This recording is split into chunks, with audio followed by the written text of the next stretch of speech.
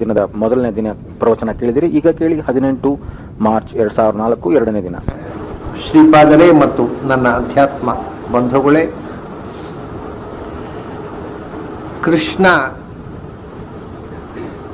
ನಿನ್ನೆ ಹೇಳಿದಂಥ ಒಂದು ಮಾತು, ಕಿಂಭದ್ರಂ ಕಿಮಭದ್ರಂ ವಾ,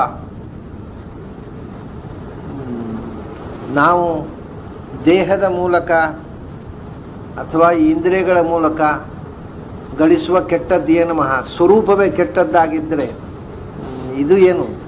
ಆದ್ದರಿಂದ ಬಹಳ ಮುಖ್ಯವಾದದ್ದು ಸ್ವರೂಪದ ಒಳಿತು. ಸ್ವರೂಪವೇ ತಾಮಸವಾಗಿದ್ದರೆ ದೇಹದ ಮೂಲಕ ಇಂದ್ರಿಯಗಳ ಮೂಲಕ ಮತ್ತೆ ಏನು ಅದಕ್ಕೆ ಸೇರುವಂತಹದ್ದೇನಿಲ್ಲ ವಿಶೇಷ ಅಂತಕ್ಕಂಥ ಮಾತನ್ನ ಕೃಷ್ಣ ಹೇಳಿದ್ದನ್ನು ನಾವು ನಿನ್ನೆ ನೋಡಿದೆವು. ಹಾಗಾದರೆ ಈ ತಾಮಸ ಸ್ವರೂಪ ಇರತಕ್ಕಂಥ ವ್ಯಕ್ತಿಗೆ ಈ ದೇಹ ಇಂದ್ರಿಯಗಳ ಮೂಲಕ ಏನೂ ಆಗಬೇಕಾದ್ದಿಲ್ಲ ಅಂದರೆ ಅದರ ಇರವಿಗೆ ಅರ್ಥ ಏನು? ಅದು ಬೇಕೇ ಬೇಕಿಲ್ಲ. ತಾಮಸ ಜೀವ, ಅದು ಸ್ವರೂಪವೇ ತಾಮಸ.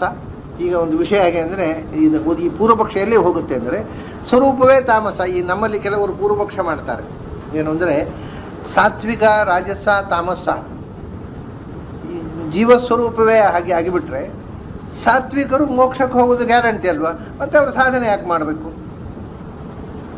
ಇಷ್ಟು ಕಾಮನ್ ಸೆನ್ಸ್ ಇಲ್ಲ. ಅವರು ಮೋಕ್ಷಕ್ಕೆ ಹೋಗೋದು ಎಷ್ಟು ಗ್ಯಾರಂಟಿಯೋ ಅವರು ಸಾಧನೆ ಮಾಡಬೇಕಾದ್ದು ಅಷ್ಟೇ ಗ್ಯಾರಂಟಿ ಅನ್ನೋದು ಗೊತ್ತಿಲ್ಲ ಅವರಿಗೆ. ಅವರು ಸಾಧನೆ ಯಾಕೆ ಮಾಡಬೇಕು?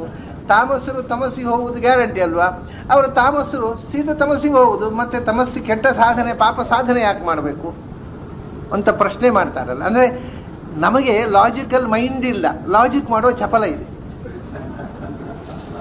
ಲಾಜಿಕಲ್ ಮೈಂಡ್ ಇಲ್ಲ, ಅವರ ಸಾಧನೆ ಯಾಕೆ ಮಾಡಬೇಕು? ಸೀದಾ ಮೋಕ್ಷಕ್ಕೆ ಹೋದಿಡುವುದು. ಇವರು ತಾಮಸರು ಸೀದಾ ತಮಸ್ಸಿಗೆ ಹೋಗೋದು, ಸಾಧನೆ ಯಾಕೆ ಮಾಡಬೇಕು ಅಂತ ಅಂತಕ್ಕಂಥ ಮಂದಿ ಇರ್ತಾರೆ. ಅದೇ ಪ್ರಶ್ನೆ ಇದು. ಅವರು ಸ್ವರೂಪವೇ ತಾಮಸ ಅಂದಮೇಲೆ ನೇರ ತಮಸ್ಸಿಗೆ ಕಳಿಸಿಬಿಡ್ಬೋದಲ್ಲ ಭಗವಂತ. ಅವ್ರನ್ನ ಮತ್ತೆ ಇಲ್ಲಿ ಬಂದು ತಮಸ್ಸಿಗೆ ಪೂರಕವಾದ ಸಾಧನೆ, ಅದಕ್ಕೋಸ್ಕರ ದೇಹ ಮುಂಚೆ ಪುನಃ ಪುನಃ ಜನನವರಣ, ಈ ದೇಹೇಂದ್ರಿಯಾದ ಸಂಬಂಧ, ಅದರ ಮೂಲಕ ಸಾಧನೆ ಯಾಕೆ ಅಂತ. ಅದಕ್ಕೆ ಕೃಷ್ಣ ಬಹಳ ರೋಚಕವಾದಂಥ ಒಂದು ಉತ್ತರ ಕೊಡ್ತಾನೆ.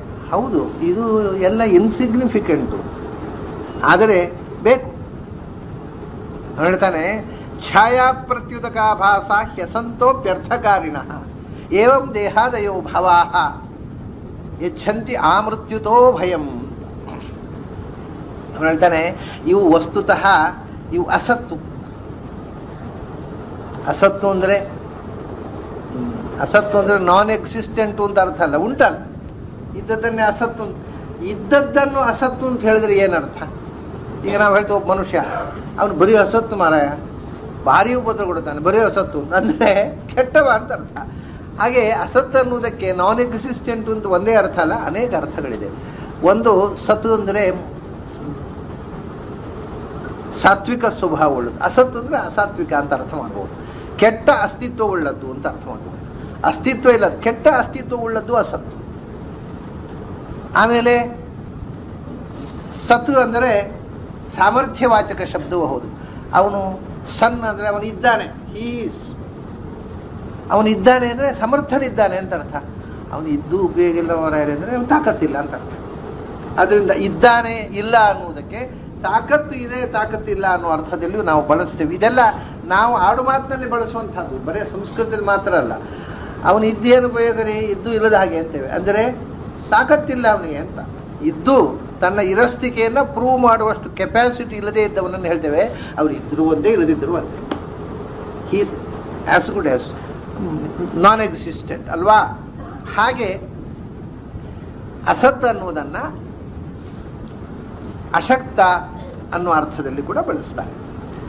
ದುಷ್ಟವಾದ ಅಸ್ತಿತ್ವವುಳ್ಳದ್ದು ಅಥವಾ ಅಶಕ್ತವಾದ ಅಸ್ತಿತ್ವವುಳ್ಳದ್ದನ್ನು ಅಸತ್ತು ಅಂತ ಬಳಸ್ತಾರೆ.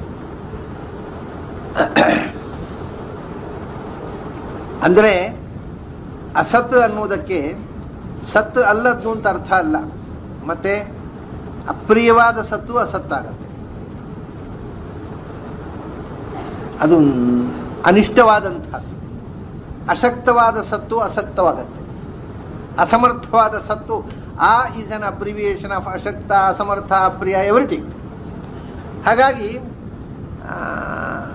ಅಸತ್ತು ಯಾವುದು? ಈ ದೇಹ ಅಸತ್ತು, ಆದರೂ ಕಾರವಾರ ಮಾಡುತ್ತಪ್ಪ ಅಂತ ಕೃಷ್ಣ. ಇದು ಅಸತ್ತು, ಆದರೂ ಕಾರ್ಬಾರ ಮಾಡುತ್ತೆ ಅಂತ. ಅಸತ್ತು ಅಂದರೆ ಇಲ್ಲದೇ ಇದ್ದದ್ದು ಅಂತ ಅರ್ಥ ಅಲ್ಲ, ಯಾಕಂದರೆ ದೃಷ್ಟಾಂತ ಕೊಡ್ತಾನೆ ಅವನು ಅಸತ್ತು ಅನ್ನೋದಕ್ಕೆ. ಛಾಯಾ ಪ್ರತ್ಯುದಕಾಭಾಸಾಹ ಅಸಂತೋಪಿ ಅರ್ಥಕಾರಿಣಃ ಅಂದ. ಭಾರಿ ರೋಚಕವಾದಂಥ ಶ್ಲೋಕ ಇದು. ಛಾಯಾ ನೆರಳು, ಶ್ಯಾಡೋ. ಪ್ರತ್ಯುದಕ, ಈ ಪ್ರತ್ಯುದಕ ಅನ್ನೋ ಶಬ್ದ ಪ್ರಾಯ ಸಂಸ್ಕೃತದಲ್ಲಿ ಎಲ್ಲಿಯೂ ಬಳಕೆ ಇಲ್ಲ ಈ ಅರ್ಥದಲ್ಲಿ. ಪ್ರತ್ಯುದಕ ಅಂತ ಅನ್ನೋದಕ್ಕೆ ಈ ಅರ್ಥ ಡಿಕ್ಷನರಿಯಲ್ಲಿಯೂ, ಹೆಚ್ಚಿನ ಡಿಕ್ಷನರಿಗಳಲ್ಲಿ ಈ ಅರ್ಥ ಇಲ್ಲ. ಮತ್ತು ಸಂಸ್ಕೃತದಲ್ಲಿ ಪ್ರಾಯ ಇದು ಒಂದು ಕಡೆ ಬಿಟ್ಟರೆ ಇನ್ನೆಲ್ಲಿಯೂ ಈ ಶಬ್ದ ಈ ಅರ್ಥದಲ್ಲಿಲ್ಲ. ಪ್ರತ್ಯುದಕ ಅಂದರೆ ಏನು ಗೊತ್ತಾ? ನೀರಿನಲ್ಲಿ ಹೊಗೆಯಂತೆ ಹಬೆ ಬರುತ್ತಲ್ಲ, ಆವಿ. ಈಗ ಬಿಸಿಯಾದಂಥ ಪಾತ್ರೆಯಿಂದ ಹೊಗೆ ಬರುತ್ತೆ, ಅದು ಆವಿ, ನೀರಿನ ಬಾಷ್ಪ, ನೀರಿನ ಬಾಷ್ಪ ಅಂತ. ಅದು ನಿಜವಾಗಿ ನ್ಯಾಯಶಾಸ್ತ್ರದಲ್ಲಿ ಉಂಟು. ಕೆರೆಯಿಂದ ಅದು ನೀರು ಆವಿಯಾಗ್ತಾ ಮೇಲೆ ಹೋದಾಗ ಒಬ್ಬ ದಡ್ಡ ಹುಡುಗ ಹರದಹಾವ ಅಗ್ನಿಮಾನ್ ಬಾಷ್ಪ ಆತು ಧೂಮ ಆತು ಅಂತ ಅನುಮಾನ ಮಾಡಿದ ಅಂತ. ಧೂಮದ ಹಾಗೆ ಕಾಣುತ್ತೆ, ಅದು ಹೊಗೆಯ ಭ್ರಮೆಯಿಂದ ಅಲ್ಲಿ ಬೆಂಕಿ ಇದೆ ಅಂತ ಅನುಮಾನ ಮಾಡಬಹುದು ಅಂತ ಈ ಅನುಮಾನಾಭಾಸಕ್ಕೆ ದೃಷ್ಟಾಂತ ಮಕ್ಕಳಿಗೆ ಹೇಳ್ತಾರೆ ತರ್ಕಶಾಸ್ತ್ರ ಪಾಠ ಮಾಡುವಾಗ. ಬಾಷ್ಪೇ ಧೂಮಾರೋಪ ಅಂತ. ಅದಕ್ಕೆ ಬಾಷ್ಪಕ್ಕೆ ಒಂದು ಹೊಸ ಶಬ್ದ ಇಲ್ಲಿ ಹೇಳ್ತಾರೆ, ಪ್ರತ್ಯುದಕ ಅಂತ. ಪ್ರತ್ಯುದಕ ಅಂತಂದರೆ ಅದಕ್ಕೆ ಸಂಸ್ಕೃತದಲ್ಲಿ ಧೂಮ ಅಂತಲೂ ಹೇಳ್ತಾರೆ. ಧೂಮದ ಸದೃಶ ಆದ್ದರಿಂದ ನೀರಿನ ಆವಿ, ಹೊಗೆ, ಹೊಗೆ ಅಂತ ಹೇಳ್ತಾರೆ. ನಾವು ಹೇಳ್ತೇವಲ್ಲ ಹೊಗೆ ಹೋಗುದು. ಸ್ಟವ್ನಲ್ಲಿ ಮೇಲಿನಿಂದ ನೀವು ಪ್ರೆಷರ್ ಕುಕ್ಕರ್ನಲ್ಲಿ ಬೇಯಿಸಿ ತೆಗೆದಿಟ್ಬಿಟ್ರೆ ಹೇಗೆ ಮೇಲಿನಿಂದ ಆವಿಯಾಗಿ ಹೊರಗೆ ಹೋಗುತ್ತಲ್ಲ, ಅದನ್ನು ಹೊಗೆ ಅಂತ ಹೇಳ್ತೇವೆ ನಾವು ಕೂಡ. ಹಾಗೆ ಸಂಸ್ಕೃತದಲ್ಲಿ ಅದಕ್ಕೆ ಧೂಮ ಅಂತ ಹೇಳ್ತಾರೆ, ಬಾಷ್ಪ ಅಂತ ಹೇಳ್ತಾರೆ. ಇನ್ನೊಂದು ಹೆಸರು ಅದಕ್ಕೆ ಧೂಮಿಕಾ ಅಂತ. ಧೂಮದ ಹಾಗೆ ಕಾಣುವುದು ಧೂಮ ಅಲ್ಲ, ಅದು ಧೂಮಿಕಾ ಅಂತ. ಇನ್ನೊಂದು ಹೆಸರಿದೆ, ಬಹಳ ರೋಚಕವಾದ ಹೆಸರು, ಯಾರೋ ಕವಿಗಳು ಇಟ್ಟ ಹೆಸರು ಇರಬೇಕು. ಧೂಮ ಮಹಿಷಿ ಅಂತ, ಹೊಗೆಯ ಹೆಂಡತಿ ಅಂತ. ಅದು ಹೊಗೆ ಅಲ್ಲ, ಹೊಗೆಯ ಹೆಂಡತಿ ಅದು. ಧೂಮ ಮಹಿಷಿ ಅಂತ ಸಂಸ್ಕೃತದಲ್ಲಿ ಅದಕ್ಕೆ ಹೆಸರಿದೆ. ಇವೆಲ್ಲ ಸಂಸ್ಕೃತದಲ್ಲಿ ಇರತಕ್ಕಂಥ ಅಪೂರ್ವ ಶಬ್ದಗಳು, ಬಳಕೆ ಇಲ್ಲ. ಬರೇ ವ್ಯಾವಹಾರಿಕ ಸಂಸ್ಕೃತವನ್ನು ನೋಡುವವರಿಗೆ ಇವೆಲ್ಲ ಸಿಗೋಲ್ಲ. ಸಂಸ್ಕೃತದಲ್ಲಿ ನೀವು ಆಳವಾಗಿ ಅಧ್ಯಯನ ಮಾಡಿದರೆ ಇವೆಲ್ಲ ಭಾಷಾಶಾಸ್ತ್ರದಲ್ಲಿ ಖುಷಿ ಕೊಡತಕ್ಕಂಥ ಕೆಲವು ಪದಗಳು. ಧೂಮ ಮಹಿಷಿ, ಧೂಮಿಕಾ ಅಂತ ಅನ್ನೋ ಶಬ್ದಗಳೆಲ್ಲ ಇದೆ. ಆದರೆ ಇಲ್ಲಿ ಎಲ್ಲಕ್ಕಿಂತ ವಿಚಿತ್ರವಾದ ಪ್ರತ್ಯುದಕ ಅಂತ. ಪ್ರತ್ಯುದಕ ಅಂದರೆ ನೀರಿಗೆ ಪ್ರತಿನಿಧಿಯಾದದ್ದು ಪ್ರತ್ಯುದಕ. ಭಾರಿ ಒಂದು ಅಪೂರ್ವವಾದ ಶಬ್ದ ಇದು. ಯಾಕೆಂದರೆ ಈ ನೀರು ಆವಿಯಾಗಿ ಮೇಲೆ ಹೋಗಿ ಮತ್ತೆ ನೀರಾಗಿ ಕೆಳಗೆ ಬರುತ್ತೆ, ನೀರಿನ ಪ್ರತಿ ಅದು. ಆದ್ದರಿಂದ ಅದಕ್ಕೆ ನೀರಿನ ಪ್ರತ್ಯುದಕ ಅಂತ ಹೆಸರು. ಬಹಳ ಬ್ಯೂಟಿಫುಲ್ ನೇಮ್ ಇದು. ಇದು ಭಾಗವತದಲ್ಲಿ ಮಾತ್ರ ಇದೆ ಈ ಶಬ್ದ. ಸಂಸ್ಕೃತ ಸಾಹಿತ್ಯದಲ್ಲೇ ನನ್ನ ಗಮನಕ್ಕೆ ಬಂದ ಹಾಗೆ ಇನ್ನೆಲ್ಲಿಯೂ ಈ ಶಬ್ದ ಪ್ರಯೋಗ ಆಗಿದೆ. ಭಾಗವತದಲ್ಲಿ ಕೂಡ ಈ ಶಬ್ದ ಇಲ್ಲ ಪ್ರಚಲಿತ ಪಾಠದಲ್ಲಿ. ಯಾಕೆಂದರೆ ಅರ್ಥ ಆಗದೆ ಏನೋ ಬೇರೆ ಶಬ್ದ ಹಾಕ್ಕೊಂಡಿದ್ದಾರೆ ವ್ಯಾಖ್ಯಾನಕಾರರೆಲ್ಲ. ಆಚಾರ್ಯರು ಮಾತ್ರ ಪ್ರತ್ಯುದಕ ಅನ್ನುವ ಶಬ್ದ ಇಟ್ಟು ಅರ್ಥ ಬರೆದವರು. ಉಳಿದವರೆಲ್ಲ ಇದು ಪಾಠವನ್ನೇ ಬದಲಿಸಿಬಿಟ್ಟಿದ್ದಾರೆ. ಯಾಕಂದ್ರೆ ಪ್ರತ್ಯುದಕ ಅಂತ ಏನು ಅರ್ಥ ಆಗದೆ ಭಾಗವತದ ಪಾಠವನ್ನೇ ಬದಲಿಸಿಬಿಟ್ಟಿದ್ದಾರೆ. ಪ್ರತ್ಯುದಕ ಅಂದರೆ ಉದಕದ ಪ್ರತಿನಿಧಿ. ಉದಕದ ಪ್ರತಿನಿಧಿ ಅಂದರೆ ಇದು ಆವಿಯಾಗಿ ಮೇಲೆ ಹೋಗಿ ಮೋಡದಲ್ಲಿ ಮತ್ತೆ ನೀರಾಗಿ ಬರುವಂಥದ್ದು, ಅದು ಉದಕದ ಪ್ರತಿನಿಧಿ. ಬಹಳ ರೋಚಕವಾದಂಥ ಆ ಆವಿ ನಾವು ಏನು ಹೇಳ್ತೇವೆ ಅದನ್ನು ಬಹಳ ಅರ್ಥಪೂರ್ಣವಾಗಿ ಧ್ವನಿಸುವಂಥ ಶಬ್ದ. ಧೂಮಿಕಾ, ಧೂಮ ಮಹಿಷಿ ಎಲ್ಲಕ್ಕಿಂತಲೂ ಸುಂದರವಾದ ಶಬ್ದ ಪ್ರತ್ಯುದಕ. ಸರಿ, ಆ ಆವಿ ಆಗಿ ಮೇಲೆ ಹೋಗ್ತಕ್ಕಂಥ ಬಾಷ್ಪ. ಆಮೇಲೆ ಆಭಾಸ. ಆಭಾಸ ಅಂದರೆ ರಿಫ್ಲೆಕ್ಷನ್. ಕನ್ನಡಿಯಲ್ಲಿ ಕಾಣುವಂಥ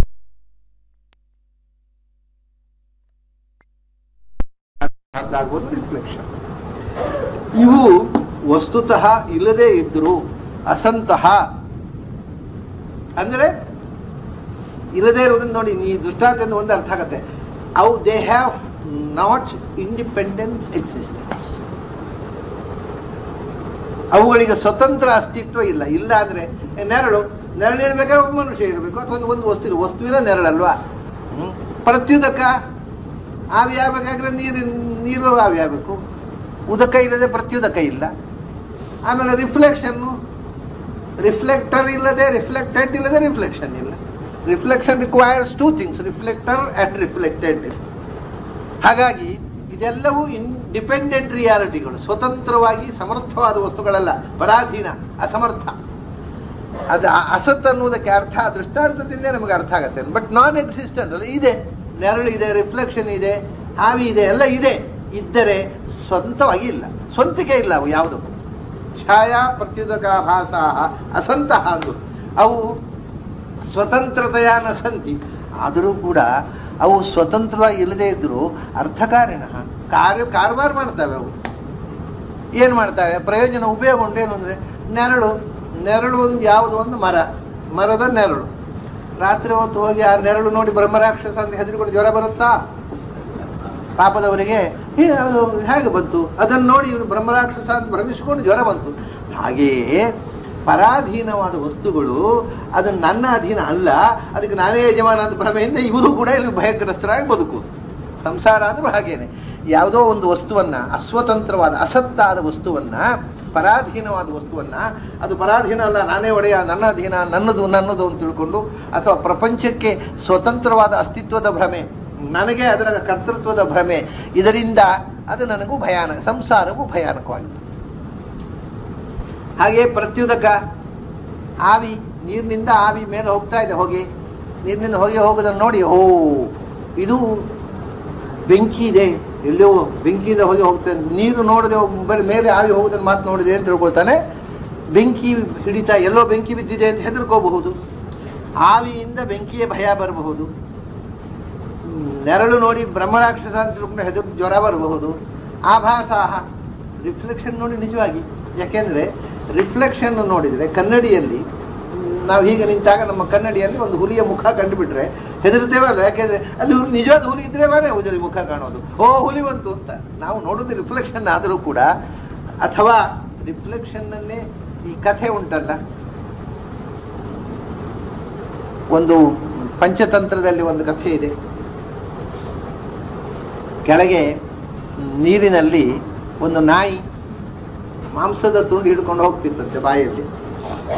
ಒಂದು ಬ್ರಿಡ್ಜ್ ದಾಟುವಾಗ ಹೀಗೆ ನೋಡಿದ್ದು, ಕೆಳಗಿಂದ ಒಂದು ನಾಯಿ ಉಂಟು. ಸಿಟ್ಟು ಬಂತು ಇದಕ್ಕೆ. ಕೆಳಗಿನ ನಾಯಿ ಇರೋದು ರಿಫ್ಲೆಕ್ಷನು. ಅದು ಸಿಟ್ಟು ಬಂದು ನಾಯಿಯನ್ನು ನೋಡಿದ್ರೆ ಒಳ್ಳೆ ನಾಯಿಗೆ ಬೊಗಳೋ ಸಹಜ, ಅದರ ಸಹಜ ಜಾತಿ ಧರ್ಮ ಪ್ರಯೋಗ ಮಾಡಿಬಿಟ್ಟಿದ್ದದು. ಬೊಗಳಿದ್ದೆ ಅದರ ಬಾಯಲ್ಲಿದ್ದ ಮಾಂಸ ಕೆಳಗೆ ಬಿತ್ತು. ಸೊ ಇದು ಆಭಾಸವನ್ನು ನೋಡಿ ಕಾರ್ಯಕ ಆಗೋಯ್ತು, ಬಾಯಲ್ಲಿದ್ದ ಮಾಂಸ ಹೊರಡೋಯ್ತು. ಸೊ ಕೆಲಸ ದೊಡ್ಡ ಕಾರ್ಯಕ್ರಮ ಆಗಿಬಿಡುತ್ತದೆ. ಯಾವುದೋ ಒಂದು ಕ್ಷುದ್ರವಾದ ವಸ್ತು, ಇನ್ಸಿಗ್ನಿಫಿಕೆಂಟ್, ಪರಾಧೀನವಾದದ್ದು, ಅದು ನಗಣ್ಯವಾದಂತಹ ಒಂದು ವಸ್ತುವಿನಿಂದ ಬಹಳ ಮಹತ್ವದ ಕಾರ್ಯಗಳಾಗಿಬಿಡ್ತವೆ ಅದರ ಭ್ರಮೆಯಿಂದ. ಏವಂ ದೇಹಾದಯೋ ಭಾವಾಹ, ದೇಹಾದಯೋ ಭಾವಾಹ, ದೇಹಾದೇಹ ಅಭಾವಾಹ. ಭಾವ ಅಂದ್ರೂ ಸತ್ ಅಂದ್ರೂ ಒಂದೇ, ಅಸಂತಹ ಅಭಾವ. ದೇಹಾದಿಗಳು ಇದ್ದಾವಲ್ಲ ಅವು ಹಾಗೆ ನೆರಳಿನಂತೆ ಅವು ಇದ್ದಾವೆ. ಆದರೆ ನೆರಳಿನಂತೆ ಸ್ವತಂತ್ರ ಅಸ್ತಿತ್ವ ಇಲ್ಲ ಅವುಗಳಿಗೆ. ನೆರಳಿನಂತೆ, ಆವಿಯಂತೆ, ರಿಫ್ಲೆಕ್ಷನ್ನಂತೆ ಇವು ಅಧೀನವಾದ ಬಹಳ ದುರ್ಬಲವಾದಂಥವು, ಶಕ್ತ ಸಮರ್ಥವಾದ ಅಸ್ತಿತ್ವ ಇಲ್ಲ ಅವುಗಳಿಗೆ. ಆದರೂ ಕೂಡ ಮಾಡ್ತವೆ, ಕಾರಬಾರ ಮಾಡೋದು ಮಾಡ್ತವೆ. ಯಚ್ಛಂತಿ ಆ ಮೃತ್ಯುತೋ ಭಯಂ, ನೀನು ಸಾಯೋ ತನಕ ಪ್ರತಿಕ್ಷಣ ನಿನಗೆ ಹೆದರಿಸ್ಲಿಕ್ಕೆ ಸಾಕವು, ಬೆದರು ಬೊಂಬೆ. ನೆರಳು ನೋಡಿ ಬ್ರಹ್ಮರ ಹೆದರಿದ ಹಾಗೆ ಈ ದೇಹಾದಿಗಳು, ದೇಹೇಂದ್ರಿಯ ಅಂತಃಕರಣಾದಿಗಳು ನಿಜವಾಗಿ ಅಸತ್ತುಗಳು. ಅಸತ್ತುಗಳು ಅಂದರೆ ಮಿಥ್ಯಾ ಅಂತ ಅರ್ಥ ಅಲ್ಲ, ಅಪರಾಧೀನವಾದ ಅಸ್ವತಂತ್ರ ವಸ್ತುಗಳು. ಆದರೂ ನಮಗೆ ಬದುಕಿನಲ್ಲಿ ಭ್ರಮೆ ಹುಟ್ಟಿಸಿ, ಗೊಂದಲ ಮಾಡಲಿಕ್ಕೆ, ಭಯ ಹುಟ್ಟಿಸ್ಲಿಕ್ಕೆ ಸಾಕು. ಸಂಸಾರ ಭಯಕ್ಕೆ ಕಾರಣ ಇಂಥ ಇನ್ಸಿಗ್ನಿಫಿಕೆಂಟ್ ಆದ ಪರಾಧೀನ ವಸ್ತುಗಳೇ. ಯಚ್ಛಂತಿ ಅಮೃತ್ಯುತೋ ಭಯಂ. ಆದ್ದರಿಂದ ವಸ್ತುತಃ ಇದು ಯಾವುದು ಅಲ್ಲಪ್ಪ. ಏನು ತಿಳ್ಕೋಬೇಕಾದ್ರಿಂದ ಅಂದರೆ, ಆತ್ಮೈವ ತದಿದಂ ವಿಶ್ವಂ ಸೃಜ್ಯತೆ ಸೃಜತಿ ಪ್ರಭು ತ್ರಾಯತೆ ತ್ರಾತಿ ವಿಶ್ವಾತ್ಮ ಕ್ರಿಯತೆ ಹರತೀಶ್ವರ.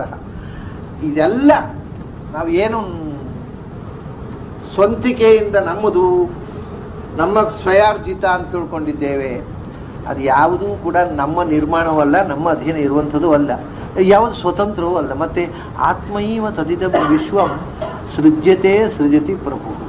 ಈ ಇಡೀ ಪ್ರಪಂಚ, ಆ ಪ್ರಪಂಚದಲ್ಲಿ ಇರತಕ್ಕಂಥ ಜೀವಜಾತದ ದೇಹಾದಿಗಳು, ದೇಹೇಂದ್ರಿಯ ಅಂತಃಕರಣಾದಿಗಳು ಸಮಸ್ತವೂ ಕೂಡ ಸೃಜತಿ ಪ್ರಭು, ಭಗವಂತ ಸೃಷ್ಟಿ ಮಾಡಿದ.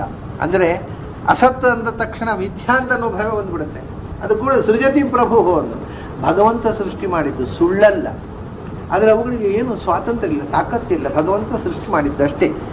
ಸೃಜತಿ, ಭಗವಂತ ತಾನೇ ಸೃಷ್ಟಿ ಮಾಡ್ತಾನೆ. ಯಾವುದನ್ನ? ಈ ಜಗತ್ತನ್ನ ಅಷ್ಟೇ ಅಲ್ಲ, ತನ್ನನ್ನು ಕೂಡ. ಸೃಜ್ಯತೆ ಸೃಜತಿ ಪ್ರಭು, ತನ್ನನ್ನು ತಾನು ಸೃಷ್ಟಿ ಮಾಡಿಕೊಳ್ತಾನೆ. ಆತ್ಮನೈವ ಆತ್ಮ ಸೃಜ್ಯತೆ, ತನ್ನನ್ನು ತಾನೇ ಸೃಷ್ಟಿ ಮಾಡಿಕೊಳ್ತಾನೆ ಮತ್ತು ಪ್ರಪಂಚವನ್ನು ಸೃಷ್ಟಿ ಮಾಡ್ತಾನೆ.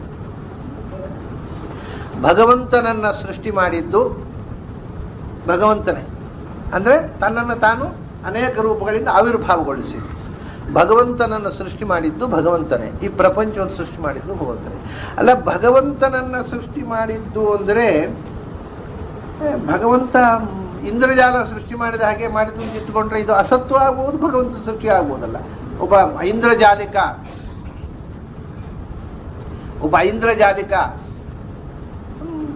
ಬರ್ತಾನೆ, ಬಂದು ಸ್ಟೇಜ್ನಲ್ಲಿ ಬಂದು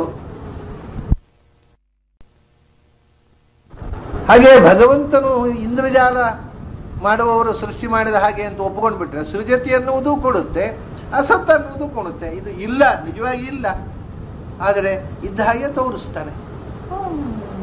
ಒಳ್ಳೆ ಯಕ್ಷಿಣಿಗಾರ ಮಾಡಿದ ಹಾಗೆ. ಯಕ್ಷಿಣಿಗಾರ ಒಂದು ನೋಟು ನಿಮ್ಮ ಕಿಸೆಯಿಂದ ಒಂದು ನೋಟ್ ತೆಗಿತಾನೆ, ತೆಗೆದು ಹೀಗೆ ತೆಗಿತಾನೆ. ಒಂದು 100 ರೂಪಾಯಿ ನೋಟ್ ಒಂದಿದ್ದ ಈ ತೆಗೆದಾಗ 2, 3, 4, 5, 6, 7, 8, 9, 10 ಪೊತ ಬೀಳ್ತಾವೆ. ಅಷ್ಟು ನಿಜವಾಗಿ ಬಿದ್ದಿದ್ರೆ ಅವನು ಶೋ ಯಾಕೆ ಮಾಡಬೇಕು? ಟಿಕೆಟ್ ಯಾಕೆ ತಗೋಬೇಕು? ಮನೆಯಲ್ಲಿದ್ದ ನೋಟ್ ತೆಗೆಯೋದು ತಿಕ್ಕೋದು 100 ರೂಪಾಯಿ ನೋಟ್ ಆಗ್ಬಿಟ್ರೆ ಆರಾಮಾಗಿ ಬದುಕಬಹುದು. ಪ್ರದರ್ಶನ ಮಾಡಬೇಕಾಗಿಲ್ಲ. ಅದು ಒಂದು ನೋಟು ಅಲ್ಲ, ನಿಮಗೆ ಕಾಣೋದು ಮಾತ್ರ. ಅದು ಢೋಂಗಿ ಅಲ್ವಾ? ಆದ್ದರಿಂದ ಭಗವಂತನು ಹಾಗೆ ಇಂದ್ರಜಾಲ ಮಾಡಿದ, ನಮಗೆಲ್ಲ ಕಾಣುವ ಹಾಗೆ ಮಾಡಿದ ಅಷ್ಟೇ. ಹಾಗೆ ಅಸತ್ತು ಹೌದು, ಸೃಷ್ಟಿ ಮಾಡಿದ ಎರಡೂ ಆಗ್ಬೋದಲ್ವಾ? ಅಂದರೆ ಸೃಜತಿ ಪ್ರಭು. ಅವನು ಯಾರು? ಇಂದ್ರಜಾಲ ಯಾಕೆ ಮಾಡೋದು? ಅವನು ಹೊಟ್ಟೆ ಬಾಡಿಗೋಸ್ಕರ. ಇವನು ಯಾರಿಗೋಸ್ಕರ ಇಂದ್ರಜಾಲ ಮಾಡೋದು? ತಾಕತ್ತಿಲ್ಲದಿದ್ದವರು, ನಿಜವಾದ ವಸ್ತುವನ್ನು ಸೃಷ್ಟಿ ಮಾಡಲಿಕ್ಕೆ ತಾಕತ್ತಿಲ್ಲದಿದ್ದವರು ಢೋಂಗಿ ವಸ್ತುವನ್ನು ಸೃಷ್ಟಿ ಮಾಡಿ ದುಡ್ಡು ಮಾಡ್ತಾರೆ. ಭಗವಂತ ಯಾಕೆ ಢೋಂಗಿ ಮಾಡಬೇಕು? ಯಾರಿಗೆ ಟೊಪ್ಪಿ ಹಾಕಲಿಕ್ಕೆ ಢೋಂಗಿ ಮಾಡಬೇಕು? ಅವನ ಹೊಟ್ಟೆ ಹೊರಿಲಿಕ್ಕೋ ನಮಗೆ ಟೊಪ್ಪಿ ಹಾಕಲಿಕ್ಕೋ? ಎರಡೇ ಉದ್ದೇಶ. ಒಂದೋ ನನ್ನ ಹೊಟ್ಟೆ ಹೊರಿಲಿಕ್ಕೆ ನಾನು ಢೋಂಗಿ ಮಾಡಬೇಕು, ಒಂದೋ ನಿಮಗೆ ಟೊಪ್ಪಿ ಹಾಕಲಿಕ್ಕೆ. ಭಗವಂತ ಈ ಪ್ರಪಂಚವನ್ನು ಸೃಷ್ಟಿ ಮಾಡಿದ್ದು ಢೋಂಗಿ ಸೃಷ್ಟಿ ಮಾಡಲಿಕ್ಕೆ. ಏನು ಕಾರಣ? ಅವನಿಗೆ ಹೊಟ್ಟೆ ಹೊರಿಲಿಕ್ಕೆ ಮಾಡಿದ್ನೋ ನಮಗೆ ಟೊಪ್ಪಿ ಹಾಕಲಿಕ್ಕೋ? ಎರಡೂ ಇಲ್ಲ. ಯಾಕಂದ್ರೆ he is Prabhu, he is capable of doing anything. ಸಾಮರ್ಥ್ಯ ಇದ್ದವ, ಸರ್ವಸಮರ್ಥನಾದವ, ಯಾಕೆ ಢೋಂಗಿ ಮಾಡಬೇಕು? ಯಾಕೆ ಸೃಷ್ಟಿ ಇಂದ್ರಜಾಲ ಮಾಡಬೇಕು? ಅದರಿಂದ ಅವನು ತನಗೆ ಬೇಕಾದಂತೆ ತನ್ನನ್ನು ರೂಪಿಸಿಕೊಳ್ತಾನೆ, ಪ್ರಪಂಚವನ್ನು ಸೃಷ್ಟಿ ಮಾಡ್ತಾನೆ. ಸೃಷ್ಟಿ ಮಾಡ್ತಾನೆ ಮಾತ್ರ ಅಲ್ಲ, ಮತ್ತೆ ತ್ರಾಯತೆ ತ್ರಾತಿ ಚ ವಿಶ್ವಾತ್ಮ. ತ್ರಾಯತೆ ತ್ರಾತಿ ವಿಶ್ವಾತ್ಮ. ಅವನು ಆಮೇಲೆ ಸೃಷ್ಟಿ ಮಾಡಿದ್ದನ್ನು ರಕ್ಷಣೆ ಮಾಡೋದು ಇನ್ಯಾರೋ ಅಲ್ಲ, ಅವನೇ. ಅವನು ಸೃಷ್ಟಿ ಮಾಡಿದ್ದನ್ನು ರಕ್ಷಣೆ ಮಾಡುವ ತಾಕತ್ತು ಯಾರಿಗಿದೆ? ಅವನೇ ರಕ್ಷಣೆ ಮಾಡ್ತಾನೆ. ಯಾವುದನ್ನ? ಜಗತ್ತನ್ನು ಅವನೇ ರಕ್ಷಣೆ ಮಾಡೋದು, ತನ್ನನ್ನು ತಾನು ಅವನೇ ರಕ್ಷಣೆ ಮಾಡಿಕೊಳ್ಳುವುದು. ಅಂದರೆ ದೇವರನ್ನು ರಕ್ಷಣೆ ಮಾಡೋದು ಅಂದರೆ ಎಂಥದ್ದು? ಅದು ಮತ್ತೆ ನೋಡು ಅಂತ ಅವನು ಸೃಷ್ಟಿ ಸ್ಥಿತಿ ಸಂಹಾರ. ಆಮೇಲೆ ಎಲ್ಲವನ್ನೂ ರಕ್ಷಣೆ ಮಾಡ್ತಾನೆವ, ತನ್ನನ್ನು ತಾನು ರಕ್ಷಣೆ ಮಾಡಿಕೊಳ್ತಾನೆ. ಯಾಕೆ? ಹೇಗೆ ರಕ್ಷಣೆ ಮಾಡ್ತಾನೆ ಅಂದರೆ, ಯಾವಾಗಲೂ ಒಂದು ವಸ್ತುವನ್ನು ಸೃಷ್ಟಿ ಮಾಡಿದವನಿಗೆ ಅದನ್ನು ರಕ್ಷಣೆ ಮಾಡುವುದು ಆಗುವುದಿಲ್ಲ. ಯಾಕೆಂದರೆ ನಾನು ನಿನ್ನೆ ಹೇಳಿದೆ, ಒಬ್ಬ ಒಂದು ಮಡಕೆ ಮಾಡಿದ, ಆಮೇಲೆ ಇವನು ರಕ್ಷಣೆ ಮಾಡೋದು ಹೇಗೆ? ಯಾರು ತಗೊಂಡ್ರು ಅವ್ರು ರಕ್ಷಣೆ ಮಾಡಬೇಕು, ಅವರು ಹೊತ್ತಾಕಿದ್ರೆ ಇವನೇನು ಮಾಡ್ಲಿಕ್ಕೆ ಉಂಟು? ಅದರಿಂದ ಸೃಷ್ಟಿ ಮಾಡಿದ ವಸ್ತು ಅದನ್ನು ಯಾರ ಕೈಗೆ ಹೋತೋ ಅವರು ರಕ್ಷಣೆ ಮಾಡೋದು. ಅದು ನಾನು ಮಾಡಿದ ಮಡಕೆ, ಅದರಿಂದ ನೀವು ತಗೊಂಡ್ರು ಅದು ಮಡಕೆ ಹಿಡ್ಕೊಂಡು ಹೋಗುವಾಗ ನಾನು ಬರಬೇಕು ಅದರ ಒಟ್ಟಿಗೆ, ಯಾಕಂದ್ರೆ ನೋಡು ಜವಾಬ್ದಾರಿ ಅದನ್ನು ಅಂತ ಹೇಳುವಾಗಿಲ್ಲ ಅವನು. ಭಗವಂತ ಹಾಗಲ್ಲ, ವಿಶ್ವಾತ್ಮ. ಅದು ತಾನು ಸೃಷ್ಟಿ ಮಾಡಿದ ವಸ್ತುಗಳೊಳಗೆ ತಾನು ಸೇರಿಕೊಂಡ, ಅದರಿಂದ ರಕ್ಷಣೆ ಮಾಡೋ ಜವಾಬ್ದಾರಿ ಅವನದ್ದೇ. ಉಳಿದವರು ಹಾಗೆ ಮಡಕೆ ಒಳಗೆ ಕೂತ್ಕೊಳ್ಳಿಕ್ಕಾಗತ್ತಾ? ಕುಂಬಾರ ಆಗೋಲ್ಲ. ಅವನಾಗಲ್ಲ, ತಾನು ವಿಶ್ವಾತ್ಮ. ವಿಶ್ವಸ್ಮಿನ್ ಆತ್ಮನ ಮಾತನೋತಿ, ಅದರೊಳಗೆ ತಾನು ತುಂಬಿ ಕೂತ. ಆದ್ದರಿಂದ ಎಲ್ಲ ವಸ್ತುವಿನೊಳಗೆ ತಾನು ತುಂಬಿದ, ತಾನು ರಕ್ಷಣೆ ಮಾಡಿದ. ಸೃಷ್ಟಿ ಮಾಡಿದ, ಕಣ್ಕಟ್ಟಲ್ಲ. ಯಾಕೆಂದ್ರೆ ಪ್ರಭು ಅವನು ಅದನ್ನು ರಕ್ಷಣೆ ಮಾಡಿದ. ಹೇಗೆ ಅಂದರೆ ಅದರೊಳಗೆ ಸೇರಿ ಕೂತು ವಿಶ್ವಾತ್ಮನಾಗಿ. ಆಮೇಲೆ ಇನ್ನೊಂದು ವಿಚಿತ್ರ ಏನು ಅಂದರೆ, ಸೃಷ್ಟಿ ಮಾಡುವವರಿಗೆ ರಕ್ಷಣೆ ಮಾಡುವ ಕಾಪಿರೈಟ್ ಇಲ್ಲ, ತಗೊಂಡವ್ರಿಗೆ. ಇವನು ಸೃಷ್ಟಿ ಮಾಡುವವನು, ಇವನು ರಕ್ಷಣೆ ಮಾಡುವವನು. ಯಾರು ಸೃಷ್ಟಿ ಮಾಡ್ತಾರೋ ಇದಾದರೂ ಒಪ್ಪೋಣ, ಯಾರು ಸೃಷ್ಟಿ ಮಾಡ್ತಾರೋ ಅವರು ಅದನ್ನು ಸಂಹಾರ ಮಾಡೋದು. ವಿಷವೃಕ್ಷೋಪಿ ಸಂಬಂಧ್ಯ ಸ್ವಯಂ ಛೇತುಮ ಅಸಾಮೃತಂ ಅಲ್ವಾ? ನಾವೇ ಸೃಷ್ಟಿ ಮಾಡಿದ ನಾವು ಕೈಯಾರೆ ವಿಷದ ಮರ ಆದರೂ ನಟ್ಟದ್ದನ್ನು ನಾನೇ ಕಡಿಲಿಕ್ಕೆ ಮನಸ್ಸು ಬರುವುದಿಲ್ಲ ಅಂತ ಕವಿಗಳು ಹೇಳ್ತಾರೆ. ಅದರಿಂದ ಸೃಷ್ಟಿ ಮಾಡಿದವನೇ ಸಂಹಾರ ಮಾಡೋದು ಸಾಧ್ಯ ಇಲ್ಲ. ಅಷ್ಟೇ ಅಲ್ಲ, ಇವನು ಸೃಷ್ಟಿ ಮಾಡೋರು ಮಾತ್ರ ಅಲ್ಲ, ಇವನು ಪಾಲನೆ ಮಾಡುವವನು. ಇವನು ಪಾಲನೆ ಮಾಡುವವನು ಸಂಹಾರ ಮಾಡಿ. ಎರಡೂ ವಿರುದ್ಧ, ಸಂಹಾರಕ್ಕೆ ವಿರುದ್ಧವಾದ ಎರಡು ಕ್ವಾಲಿಟಿ. ಒಂದು ಸೃಷ್ಟಿ ಮಾಡುವವನು, ಮತ್ತು ಯಾರು ಪ್ರೊಟೆಕ್ಟರೋ ಹಿ ಕೆನಾಟ್ ಬಿ ಡಿಸ್ಟ್ರಾಯರ್, ಇವನು ರಕ್ಷಣೆ ಮಾಡುವವನು ಇವ. ಅಂದರೆ ಕ್ರಿಯತೆ ಹರತಿ ಈಶ್ವರ, ಇವನು ರಕ್ಷಣೆ ಮಾಡುವವನು ಇವನೇ, ಸೃಷ್ಟಿ ಮಾಡುವವನು ಇವನೇ, ಸಂಹಾರ ಮಾಡುವವನು ಇವನೇ ಅಂತ. ಮತ್ತೆ ಯಾರನ್ನ ತನ್ನನ್ನು ತಾನು ಸಂಹಾರ ಮಾಡಿಕೊಳ್ತಾನೆ, ಪ್ರಪಂಚವನ್ನು ಸಂಹಾರ ಮಾಡ್ತಾನೆ. ಅಯ್ಯೋ ಅಯ್ಯೋ, ಭಗವಂತನು ಸೃಷ್ಟಿ ಸ್ಥಿತಿ ಸಂಹಾರ ಅಂದ್ರೆ ಏನ್ರಿ? ಜಗತ್ತನ್ನು ಸಂಹಾರ ಮಾಡ್ತಾನೆ, ತನ್ನನ್ನು ಸಂಹಾರ ಮಾಡಿಕೊಳ್ತಾನೆ ಅಂದರೆ ಏನು? ಹಾಗಂದ್ರೆ ಏನು ಅಂದ್ರೆ, ಭಗವಂತ ತನ್ನನ್ನು ತಾನು ಸೃಷ್ಟಿ ಮಾಡ್ತಾನೆ ಅಂದ್ರೆ ಈ ವಸ್ತುವಿನೊಳಗೆ ಈ ರೂಪದಿಂದ ಸೇರಿಕೊಳ್ತೇನೆ ಅಂತ ಅನ್ನುವ ಇಚ್ಛೆಯಿಂದ ಅವನು ಆ ರೂಪದ ಒಂದು ವಸ್ತುವಿನೊಳಗೆ ತದ್ರೂಪರಾಗಿ ಪ್ರವೇಶ ಮಾಡ್ತಾನಲ್ಲ, ಅದೇ ಸೃಷ್ಟಿ. ಈ ವಸ್ತು ಇರುವಷ್ಟು ಸಮಯ ಆ ರೂಪದಿಂದ ಇಲ್ಲಿ ಇರ್ತೇನೆ ಅಂತ ಬಯಸ್ತಾನಲ್ಲ, ಅದೇ ತ್ರಾಣ. ಆಮೇಲೆ ಈ ವಸ್ತು ಇನ್ನು ನಾಶ ಆಗಲಿ ಅಂತ ಅದರಿಂದ ತನ್ನ ರೂಪವನ್ನು ವಿಡ್ರಾ ಮಾಡ್ತಾನಲ್ಲ, ಅದೇ ಸಂಹಾರ. ಅಂದರೆ ಭಗವಂತನ ಸೃಷ್ಟಿ ಸ್ಥಿತಿ ಸಂಹಾರಗಳು ಅಂದರೆ ಹಾಗೆ. ಅದರಿಂದ ಜಗತ್ತಿನ ವಸ್ತುವಿಗೆ ಸೃಷ್ಟಿ ಸಂಹಾರ. ಅದು ಅವನೇ ಯಾಕೆ ಸಂಹಾರ ಮಾಡೋದು ಅಂದರೆ, ಈಶ್ವರ ಭಗವಂತ ರಕ್ಷಣೆ ಮಾಡತಕ್ಕಂಥ ವಸ್ತುವನ್ನು ನಾಶ ಮಾಡುವ ಶಕ್ತಿ ಯಾರಿಗಿದೆ? ಆದ್ರಿಂದ ಅವನು ರಕ್ಷಣೆ ಮಾಡುವ ವಸ್ತುವನ್ನು ಇನ್ನು ಯಾರೂ ಸಂಹಾರ ನಾಶ ಮಾಡಲಾರಲ್ಲ. ಹೌದು, ಹಿ ಈಸ್ ಓನ್ಲಿ ಕೇಪಬಲ್. ಅದನ್ನು ಸಂಹಾರ ಮಾಡುವ ಶಕ್ತಿ ಇರುವುದು ಅವನೊಬ್ಬರಿಗೆ, ಈಶ್ವರ. ಯಾಕಂದ್ರೆ ಅವನು ರಕ್ಷಣೆ ಮಾಡ್ತಾ ಕೂತ್ಬಿಟ್ರೆ ಸಂಹಾರ ಮಾಡೋದು ಹೇಗೆ? ಇದೇ ಈ ಲಾಜಿಕ್ಕನ್ನ. ಮೋಕ್ಷ, ಭಗವಂತ ಸಂಸಾರಪ್ರದ, ಆದ್ದರಿಂದಲೇ ಭಗವಂತ ಮೋಕ್ಷಪ್ರದ. ಅವನೇ ಮೋಕ್ಷಪ್ರದ. ಯಾಕೆಂದ್ರೆ ಅವನೇ ಮೋಕ್ಷಪ್ರದ ಅಲ್ಲದೇ ಇದ್ರೆ, ಅವನು ಬರೇ ಸಂಸಾರಪ್ರದ ಆಗಿದ್ದರೆ ಮೋಕ್ಷ ಕೊಡ್ತಿರ್ಲಿಲ್ಲ ಅವನು. ಯಾಕೆಂದ್ರೆ ಮೋಕ್ಷದಲ್ಲಿ ಅವನಿಗೆ ಒಡೆತನ ಇಲ್ಲ ಅಂತಾದ್ರೆ ಭಗವಂತನಿಗೆ. ಶಾಸ್ತ್ರ ಹೇಳ್ತಾರೆ ಭಗವಂತ ಮೋಕ್ಷ ಕೊಡೋದು ಭಗವಂತ ಅಲ್ಲ, ಅಥವಾ ಮೋಕ್ಷದಲ್ಲಿ ಭಗವಂತನ ಅಧೀನವಾಗಿ ನಾವು ಇರೋಲ್ಲ. ಹಾಗಾದರೆ ಸಂಸಾರದಿಂದ ಮೋಕ್ಷ ಕಡಿಸಲಿಕ್ಕೆ ಇಲ್ಲವ, ಯಾಕೆಂದ್ರೆ ತನ್ನ ಅಧೀನ ಆಗಿದ್ದವನ್ನ ಕಳ್ಕೊಳ್ತಾನೆ. ಯಾಕೆ? ಹಾಗೇನೆ ಆದ್ದರಿಂದ ಪಾಲನೆ ಮಾಡ್ತಕ್ಕವ ತಾನು ಪಾಲಕತ್ವವನ್ನು ವಿಡ್ರಾ ಮಾಡದೇ ಇದ್ರೆ ಸಂಹಾರ ಮಾಡಲಿಕ್ಕೆ ಸಾಧ್ಯ ಇಲ್ಲಲ್ಲ. ಅದು ಪಾಲಕ ಭಗವಂತನೇ ರಕ್ಷಕರಾಗಿರುವಾಗ ಸಾಯಿಸುವವರು ಯಾರು? ಇನ್ಯಾರು ಸಾಯಿಸೋರಿಲ್ಲ. He is the only person. Ishwara ಎಲ್ಲರನ್ನು ಸಾಯಿಸಬಲ್ಲ ಶಕ್ತಿ ಇರುವವನು ಅವನೇ, ಯಾಕೆಂದ್ರೆ ಎಲ್ಲವನ್ನು ಪಾಲಿಸುವವನು ಅವನೇ. ಆದ್ದರಿಂದ ಹೀಗೆ ಪ್ರಭು, ವಿಶ್ವಾತ್ಮ, ಈಶ್ವರ ಮೂರು ಕ್ರಿಯೆಗಳಿಗೆ ಸಂಬಂಧಪಟ್ಟು ಮೂರು ಸಮರ್ಥನೆಗಳನ್ನು ಕೊಟ್ಟು ಕೃಷ್ಣ ಹೇಳಿದ, ಭಗವಂತನೇ ಸೃಷ್ಟಿ ಮಾಡಿದ, ತನ್ನನ್ನು ಅದರಲ್ಲಿ ಸೃಷ್ಟಿ ಮಾಡಿಕೊಂಡ. ತತ್ ಸೃಷ್ಟ ತದೇವಾನುಪ್ರಾವೇಶತ್, ತನ್ನನ್ನು ತಾನು ಸೃಷ್ಟಿ ಮಾಡಿಕೊಂಡ, ಅದರೊಳಗೆ ತಾನು ಪ್ರವೇಶ ಮಾಡಿದ, ವಸ್ತುವನ್ನು ಸೃಷ್ಟಿ ಮಾಡಿದ. ಆಮೇಲೆ ಅದನ್ನು ರಕ್ಷಣೆ ಮಾಡಿದ. ಇಷ್ಟು ಸಮಯ ಇದು ರಕ್ಷಣೆಗೋಸ್ಕರ ನಾನು ಈ ರೂಪದಿಂದ ಇಲ್ಲಿ ಇರ್ತೇನೆ ಅಂತ ಬಯಸಿದ, ಅದೇ ಅವನ ರಕ್ಷಣೆ ಅದು. ಆಮೇಲೆ ಇನ್ನು ಸಾಕು, ಈ ವಸ್ತು ನಾಶ ಆಗಲಿ ಅಂತ ಬಯಸಿದ, ಅಲ್ಲಿಂದ ವಿಡ್ರಾ ಮಾಡಿ ಮೂಲ ರೂಪಕ್ಕೆ ಸೇರಿಕೊಂಡ ತನ್ನ ರೂಪವನ್ನು. ಪೂರ್ಣಮದ ಪೂರ್ಣಮಿದಂ ಪೂರ್ಣಾತ್ ಪೂರ್ಣಮುದಚ್ಯತೆ ಪೂರ್ಣಸ್ಯ ಪೂರ್ಣಮಾದಾಯ ಪೂರ್ಣಮೇವಾವಶಿಷ್ಯತೆ. ಅದು ಪೂರ್ಣದಲ್ಲಿ ಮೊದಲು ಪೂರ್ಣದಿಂದ ಹೊರಟು ಬಂದ, ಅದೇ ಸೃಷ್ಟಿ. ಒಂದು ಪೂರ್ಣದಿಂದ ಇನ್ನೊಂದು ದೀಪ ಹಚ್ಚಿ ಇಟ್ಟಾಗಿ ತಾನು ರೂಪಾಂತರ ಧಾರಣೆ ಮಾಡಿದ, ಅದೇ ಸೃಷ್ಟಿ. ಆ ರೂಪಾಂತರದಿಂದ ಎಷ್ಟು ಸಮಯ ಇರಬೇಕು ಅಂತ ಸಂಕಲ್ಪ ಮಾಡಿದ್ನೋ ಅದೇ ಸ್ಥಿತಿ. ಇನ್ನು ಈ ರೂಪಾಂತರ ಸಾಕು ಅಂತ ಆ ಮೂಲ ರೂಪಕ್ಕೆ ಅದನ್ನು ಮರ್ಜ್ ಆಗಿಬಿಟ್ಟ, ಅದೇ ಹರಣ, ಸಂಹಾರ. ಹೀಗೆ ಸೃಷ್ಟಿ ಸ್ಥಿತಿ ಸಂಹಾರಗಳನ್ನು ಜಗತ್ತಿಗೆ ಮಾಡ್ತಾ, ತಾನು ಅದರ ಜೊತೆಗೆ ಹುಟ್ಟಿ ಬಂದು, ತಾನು ಅಲ್ಲಿ ನಿಂತು, ತಾನು ಅದರಿಂದ ತನ್ನ ಮೂಲ ರೂಪಕ್ಕೆ ಸೇರಿಕೊಂಡು ಜಗತ್ತನ್ನು ರಕ್ಷಿಸ್ತಾ ಇದ್ದಾನೆ. ಈ ಎಲ್ಲ ಕ್ರಿಯೆಯನ್ನು ಮಾಡತಕ್ಕಂಥ ಭಗವಂತನೊಬ್ಬನೇ. ಅದನ್ನ ಅವನೊಬ್ಬನೇ ಸತ್, ಉಳಿದದ್ದೆಲ್ಲ ಅಸತ್. ಆದರೆ ನಾನ್ ಎಕ್ಸಿಸ್ಟೆಂಟ್ ಅಲ್ಲ, ಅವನು ಸೃಷ್ಟಿ ಮಾಡಿದ್ದಾದ್ರಿಂದ ಸತ್ಯ ಆದರೂ ಕೂಡ ಸ್ವತಂತ್ರ ಸತ್ಯ ಅಲ್ಲ. ಭಗವದ್ ಅಧೀನವಾಗಿ ಇದು ಕೆಲಸ ಮಾಡ್ತಾ ಇದೆ.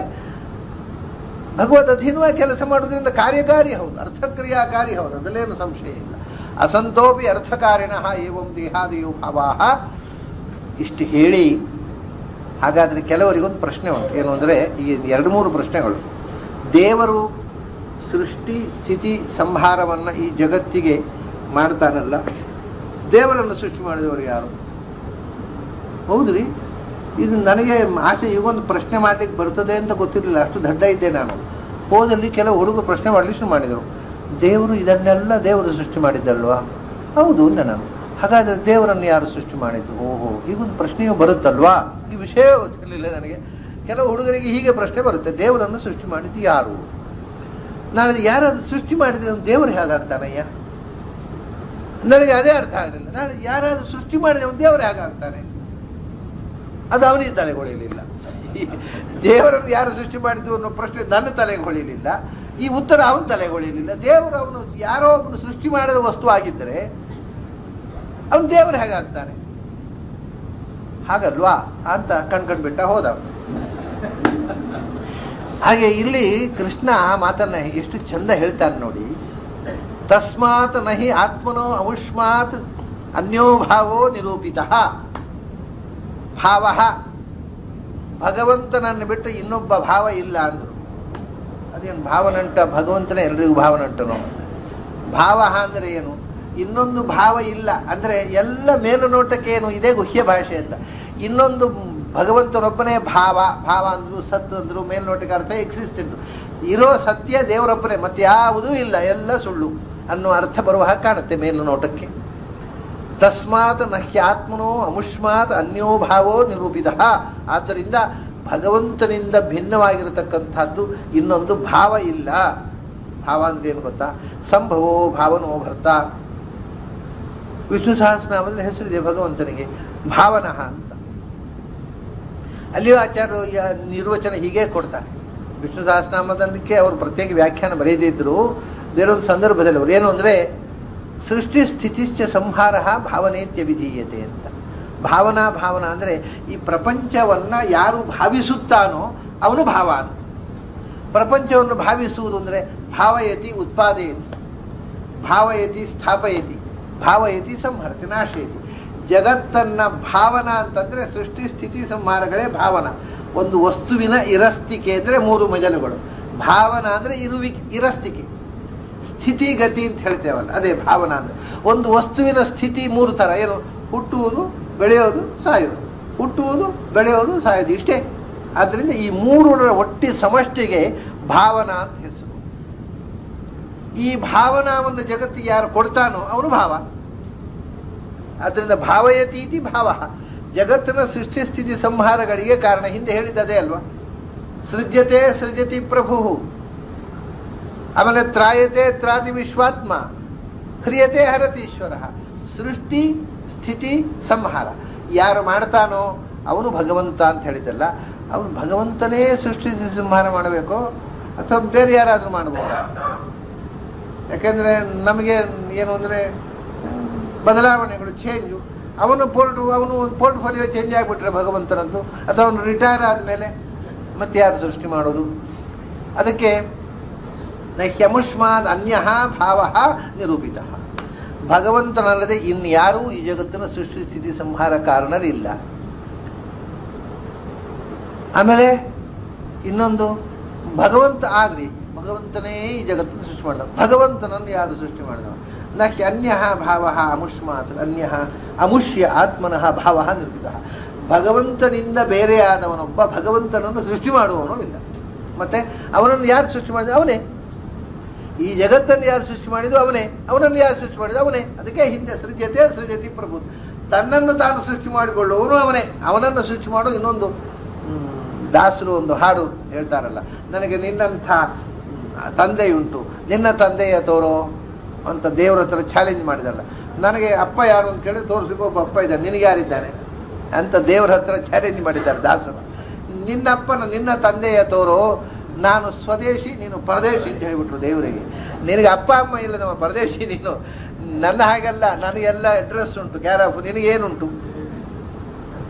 ಹಾಗೆ ಭಗವಂತನಿಗೆ ಯಾರು ತಂದೆ? ಸಪಿತು ಪಿತಾ ಸತ್. ಭಗವಂತನ ತಂದೆ ಯಾರು ಅಂದ್ರೆ ವೇದದಲ್ಲಿ ಒಂದು ಮಾತು ಹೇಳಿದ್ರು, ಯಸ್ತಾವಿಜಾನಾತ್ ಸಪಿತು ಪಿತಾ ಸತ್. ದೇವರನ್ನು ತಿಳಿದ ಭಕ್ತನೇ ದೇವರ ಅಪ್ಪ ಅಂದ್ರು. ಯಾಕೆಂದ್ರೆ ಅಪ್ಪನ ಕೆಲಸ ಎಂಥದ್ದು? 11ನೇ ದಿವಸ ನಾಮಕರಣ ಮಾಡ್ಲಿಕ್ಕೆ ರೆಡಿ ಅವನು ಪುರೋಹಿತರು ಬಂದಾಗ. ಅಲ್ಲಿ ತನಕ ಹೇಗೆ ಬೈರಾಸ ಹಾಕೊಂಡು ಊರೂರು ತಿರುಗ್ತಾ ಇರ್ತಾನೆ, ಪಾಪ ತಾಯಿ ನೋಡ್ಕೋಬೇಕು. ನಾಮಕರಣ ದಿವಸ ಸಂಕಲ್ಪಕ್ಕೆ ರೆಡಿ ಇವನು. ಅಪ್ಪನ ಕೆಲಸ ನಾಮಕರಣ ಮಾಡೋದು. ದೇವರಿಗೆ ನಾಮಕರಣ ಮಾಡೋರು ಯಾರು? ಭಕ್ತರೇ. ಆದ್ರಿಂದ ದೇವರಿಗೂ ಅಪ್ಪ ಯಾರು ಅಂದ್ರೆ ಭಕ್ತರು ಅಂತದ್ದು ಋಗ್ವೇದದ ಋಷಿಗಳು ಹೇಳಿದ್ರು. ಸಪಿತು ಪಿತಾ ಯಸ್ತಾಭಿಜಾನಾತ್. ಭಗವಂತನನ್ನ ತಿಳಿದ ಜ್ಞಾನಿಯೇ ಭಗವಂತನ ಅಪ್ಪ. ಸಪಿತು ಪಿತಾಸ್. ಹೊರತು ಬೇರೆ ಹೆತ್ತ ಅಪ್ಪಂದಿರಿಲ್ಲ ಯಾರು, ತಂದೆ ತಾಯಿ ಅಂತ ಇಲ್ಲ. ಹಾಗಾಗಿ ಭಗವಂತನನ್ನ ಹೇಳ್ತಾರೆ ನಹಿ ತಸ್ಮಾತ್ ಅಂದರೆ ಇಡೀ ಜಗತ್ತನ್ನು ಸೃಷ್ಟಿ ಮಾಡಿದವನು, ತನ್ನನ್ನು ತಾನು ಸೃಷ್ಟಿ ಮಾಡಿಕೊಂಡವನು ಭಗವಂತನೊಬ್ಬನೇ. ಆದ್ದರಿಂದ ನಹಿ ಆತ್ಮನೋ ಅನ್ಯ ಅಮುಷ್ಮಾತ್ ಭಾವ ಅಮುಷ್ಮಾದ್ ಅನ್ಯ ಆತ್ಮನಃ ಭಾವ. ಈ ಭಗವಂತನಿಂದ ಬೇರೆಯಾದವನೊಬ್ಬ ಜಗತ್ತನ್ನು ಸೃಷ್ಟಿ ಮಾಡಿ ಸ್ಥಿತಿ ಸಂಹಾರ ಮಾಡಿದವರಾಗಲಿ ಭಗವಂತನ ಸೃಷ್ಟಿ ಸ್ಥಿತಿಗಳಿಗೆ ಕಾರಣನಾದವನಾಗಲಿ ಬೇರೊಬ್ಬ ಇಲ್ಲ. ಜಗತ್ತನ್ನು ಸೃಷ್ಟಿ ಮಾಡಿದವನು ಭಗವಂತನೇ. ಆ ಜಗತ್ತಿನಲ್ಲಿ ಅಂತರ್ಯಾಮಿಯಾಗಿ ತನ್ನನ್ನು ನಾನಾ ರೂಪಗಳಿಂದ ಸೃಷ್ಟಿ ಮಾಡಿಕೊಂಡವನು ಭಗವಂತನೇ. ಇನ್ನೊಬ್ಬ ಭಾವ ಭಗವಂತನ ಸೃಷ್ಟಿ ಸ್ಥಿತಿ ಸಂಹಾರ ಕಾರಣನಾದವನು ಇನ್ನೊಬ್ಬನಿಲ್ಲ. ಜಗತ್ತಿಗೆ ಸೃಷ್ಟಿ ಸ್ಥಿತಿ ಸಂಹಾರ ಕಾರಣನಾದವನು ಇನ್ನೊಬ್ಬನಿಲ್ಲ. ಆದ್ದರಿಂದ ಹೇಳ್ತಾರೆ ಅನಿರೂಪಿತೇಯಂ ತ್ರಿವಿಧ ನಿರ್ಮೂಲ ಮತಿರಾತ್ಮನಿ. ಆತ್ಮನಿ ಅಂದ್ರೆ ಇಲ್ಲಿ ಆತ್ಮ ಅನ್ನೋದನ್ನು ಶಾಸ್ತ್ರದಲ್ಲಿ ಬೇರೆ ಬೇರೆ ಬೇರೆ ಬೇರೆ ಬೇರೆ ಅರ್ಥಗಳಲ್ಲಿ ಪ್ರಯೋಗ ಮಾಡ್ತಾರೆ. ಆತ್ಮ ಅನ್ನೋದು ಯಾವ ಸಂದರ್ಭದಲ್ಲಿ ಪ್ರಯೋಗ ಆಯಿತೋ ಆ ಅರ್ಥ. ಅದಕ್ಕೆ ಇಂಥದೇ ಅರ್ಥ ಅಂತ ನಿಯಮ ಇಲ್ಲ. ಆತ್ಮ ಅಂದರೆ ಶರೀರ ಅಂತಲೂ ಅರ್ಥ ಆಗ್ಬೋದು, ಆತ್ಮ ಅಂದರೆ ಮನಸ್ಸು ಅಂತಲೂ ಅರ್ಥ ಆಗ್ಬೋದು. ಆತ್ಮ ಇವಹ್ಯಾತ್ಮನೋ ಬಂಧು ಆತ್ಮೈವ ರಿಪುರಾತ್ಮ ಅಲ್ಲಿ ಮನಸ್ಸು ಅಂತ ಅರ್ಥ. ಆತ್ಮ ಅಂದರೆ ಜೀವ ಅಂತಲೂ ಆಗ್ಬೋದು, ಆತ್ಮ ಅಂದರೆ ಪರಮಾತ್ಮ ಅಂತಲೂ ಆಗ್ಬೋದು. ಇಲ್ಲಿ ಆತ್ಮ ಅಂದರೆ ತಾನು, ಇಲ್ಲಿ ಅದು ಅರ್ಥ. ಆತ್ಮನಿ ತ್ರಿವಿಧಾಮತಿ, ಇದನ್ನು ಸೃಷ್ಟಿ ಮಾಡಿದವ ನಾನು, ಇದರ ಅಪ್ಪ ನಾನು, ಇದರ ಜನಕ ನಾನು, ಇದು ನಾನು ಮಾಡಿದ್ದು. ಮನುಷ್ಯನಿಗೆ ಎಲ್ರಿಗೂ ಇದೆ ಈ ಭ್ರಮೆ, ನಾನು ಮಾಡಿದ್ದು. ಈ ಅಹಂಕಾರದಿಂದ ಬೀಗ್ತಾ ಇರ್ತಾನೆ ಮನುಷ್ಯ, ನಾನು ಮಾಡಿದ್ದು, ನನ್ನಿಂದ ಆಯಿತು. ಅದರಿಂದ ಆತ್ಮನಿ ತ್ರಿವಿಧಾಮತಿ ಅಂತ. ತ್ರಿವಿಧಾಮತಿ ಅಂದರೆ ಹಿಂದೆ ಬಂದಿರುವಂತಹದ್ದು. ಸೃಜತಿ ತ್ರಾಯತೆ ಹರತಿ. ಸೃಷ್ಟಿ ಸ್ಥಿತಿ ಸಂಹಾರ ನನ್ನಿಂದ, ನಾನೇ ಇದನ್ನು ಸೃಷ್ಟಿ ಮಾಡಿದವ, ನಾನೇ ಇದನ್ನು ರಕ್ಷಣೆ ಮಾಡುವ, ನಾನೇ ಇದನ್ನು ಸಂಹಾರ ಮಾಡುವ. ಸೃಷ್ಟಿ ಸ್ಥಿತಿ ಸಂಹಾರ ನನ್ನ ಅಧೀನ ಅಂತ ಸ್ವಾತಂತ್ರ್ಯ ಭ್ರಮೆ. ಈ ಸೃಷ್ಟಿ ಸ್ಥಿತಿ ಸಂಹಾರಗಳ ಬಗ್ಗೆ ತ್ರಿವಿಧಾಮತಿ ಆತ್ಮನಿ, ಅದು ನನ್ನಲ್ಲೇ ಇರುವಂಥದ್ದು ಅಂತ. ನಾನು ಮಾಡುವವ, ನನ್ನಿಂದಲೇ ಸೃಷ್ಟಿ ಸ್ಥಿತಿ ಸಂಹಾರಗಳಾಗ್ತವೆ ಅನ್ನುವಂಥದ್ದು ಏನು ಭ್ರಮೆ ಉಂಟು, ನಿರ್ಮೂಲ, ನಿಜವಾಗಿ ನಿರ್ಮೂಲ. ಇದು ಈಗ ನಮಗೆ ಗೊತ್ತಿದೆ ನನ್ನಿಂದ ಆಗುವುದಲ್ಲ ಅಂತ, ಪ್ರತಿಯೊಬ್ಬರಿಗೂ ಅನುಭವ ಇದೆ. ಆದರೂ ಕೂಡ ಆತ್ಮಸಾಕ್ಷಿಗೆ ವಿರುದ್ಧವಾಗಿ ನಾವು ವಾದ ಮಾಡ್ತಾ ಇರ್ತೀವಿ. ನನ್ನಿಂದಲೇ ಆಗೋದು ಅಂತ. ಆಗುದು ನನ್ನಿಂದ ಏನೂ ಆಗೋದಿಲ್ಲ ಅನ್ನೋದು ಪ್ರತಿಯೊಬ್ಬರಿಗೂ ಗೊತ್ತಿದೆ. ಗೊತ್ತಿದ್ದು it is A kind of self denial. ತನ್ನ ತನ್ನ ಅನುಭವವನ್ನು ನಿರಾಕರಣೆ ಮಾಡಿಕೊಂಡು ನಾನೇ ಮಾಡಿದೆ, ನನ್ನಿಂದ ಆಯಿತು ಅಂತ ಹೇಳ್ಕೊಂಡು ತಿರುಗುತ್ತಾನೆ. ನಿರ್ಮೂಲಾಮತಿ ಆತ್ಮನಿ ತ್ರಿವಿಧಾಮತಿ ಅನಿರೂಪಿತ. ಇದು ಶಾಸ್ತ್ರೀಯವಾಗಿ ಹೀಗೆ ತಿಳ್ಕೊಳ್ಳುವಂತಹದ್ದು ಅಸಂಗತ ಅಂತ ಹೇಳ್ಬಿಟ್ಟ ಪ್ರಶ್ನೆ. ಅನಿರೂಪತ ತ್ರಿವಿಧಾಮತಿರಾತ್ಮನಿ ನಿರ್ಮೂಲ. ಅನಿರೂಪಿತೇಯಂ ನಿರ್ಮೂಲ ತ್ರಿವಿಧ ಮತಿರಾತ್ಮನಿ. ಈ ಮೂರು ವಿಧದ ಕಲ್ಪನೆಯು ಸೃಷ್ಟಿ ಸ್ಥಿತಿ ಸಂಹಾರ ಅದು ಕೇವಲ ಭಾವನಾ ಏನಿದೆ ಇದು ಭಗವಂತನಿಗೆ ಸಂಬಂಧಪಟ್ಟದ್ದು. ಇದು ಇನ್ಯಾರಿಗೂ ಸಂಬಂಧಪಟ್ಟದಲ್ಲ. ನಾವು ಸೃಷ್ಟಿ ಮಾಡಲಾರೆವು, ನಾವು ರಕ್ಷಣೆ ಮಾಡಲಾರೆವು, ನಾವು ಸಂಹಾರ ಮಾಡಲಾರೆವು. ಯಾವುದೇ ಒಂದು ವಸ್ತುವನ್ನು ಸೃಷ್ಟಿ ಮಾಡಬೇಕು ಅಂತ ಬಯಸಿದರೆ ಸೃಷ್ಟಿ ಆಗಬಹುದು, ಆಗದೇ ಇರಬಹುದು, ಗ್ಯಾರಂಟಿ ಇಲ್ಲ. ಅದನ್ನು ರಕ್ಷಿಸಬೇಕು ಅಂತ ಮಹಾಪ್ರಯತ್ನ ಮಾಡ್ತೇವೆ, ರಕ್ಷಣೆ ಆಗಬಹುದು, ನಮ್ಮ ಕೈ ಇದಾಗದೆ ಹೋಗ್ಬೋದು. ಅದನ್ನು ಮುಗಿಸಿಬಿಡಬೇಕು ಅಂತ ಪ್ರಯತ್ನ ಮಾಡ್ತೇವೆ, ನಾವು ಮುಗಿಸಿಬಿಡ್ಬೇಕು ಅಂತ ಪ್ರಯತ್ನ ಮಾಡಿದ್ದು ಅದು ಮುಗಿಯೋದಿಲ್ಲ, ನಾವೇ ಮುಗಿದು ಹೋಗ್ತೇವೆ. ಯಾವುದೂ ನಮ್ಮ ಕೈಲಿಲ್ಲ. ಹುಟ್ಟಿಸುವುದಾಗಲಿ, ಬದುಕಿಸುವುದಾಗಲಿ, ಸಾಯಿಸುವುದಾಗಲಿ ಮನುಷ್ಯನ ಕೈಯಲ್ಲಿಲ್ಲ.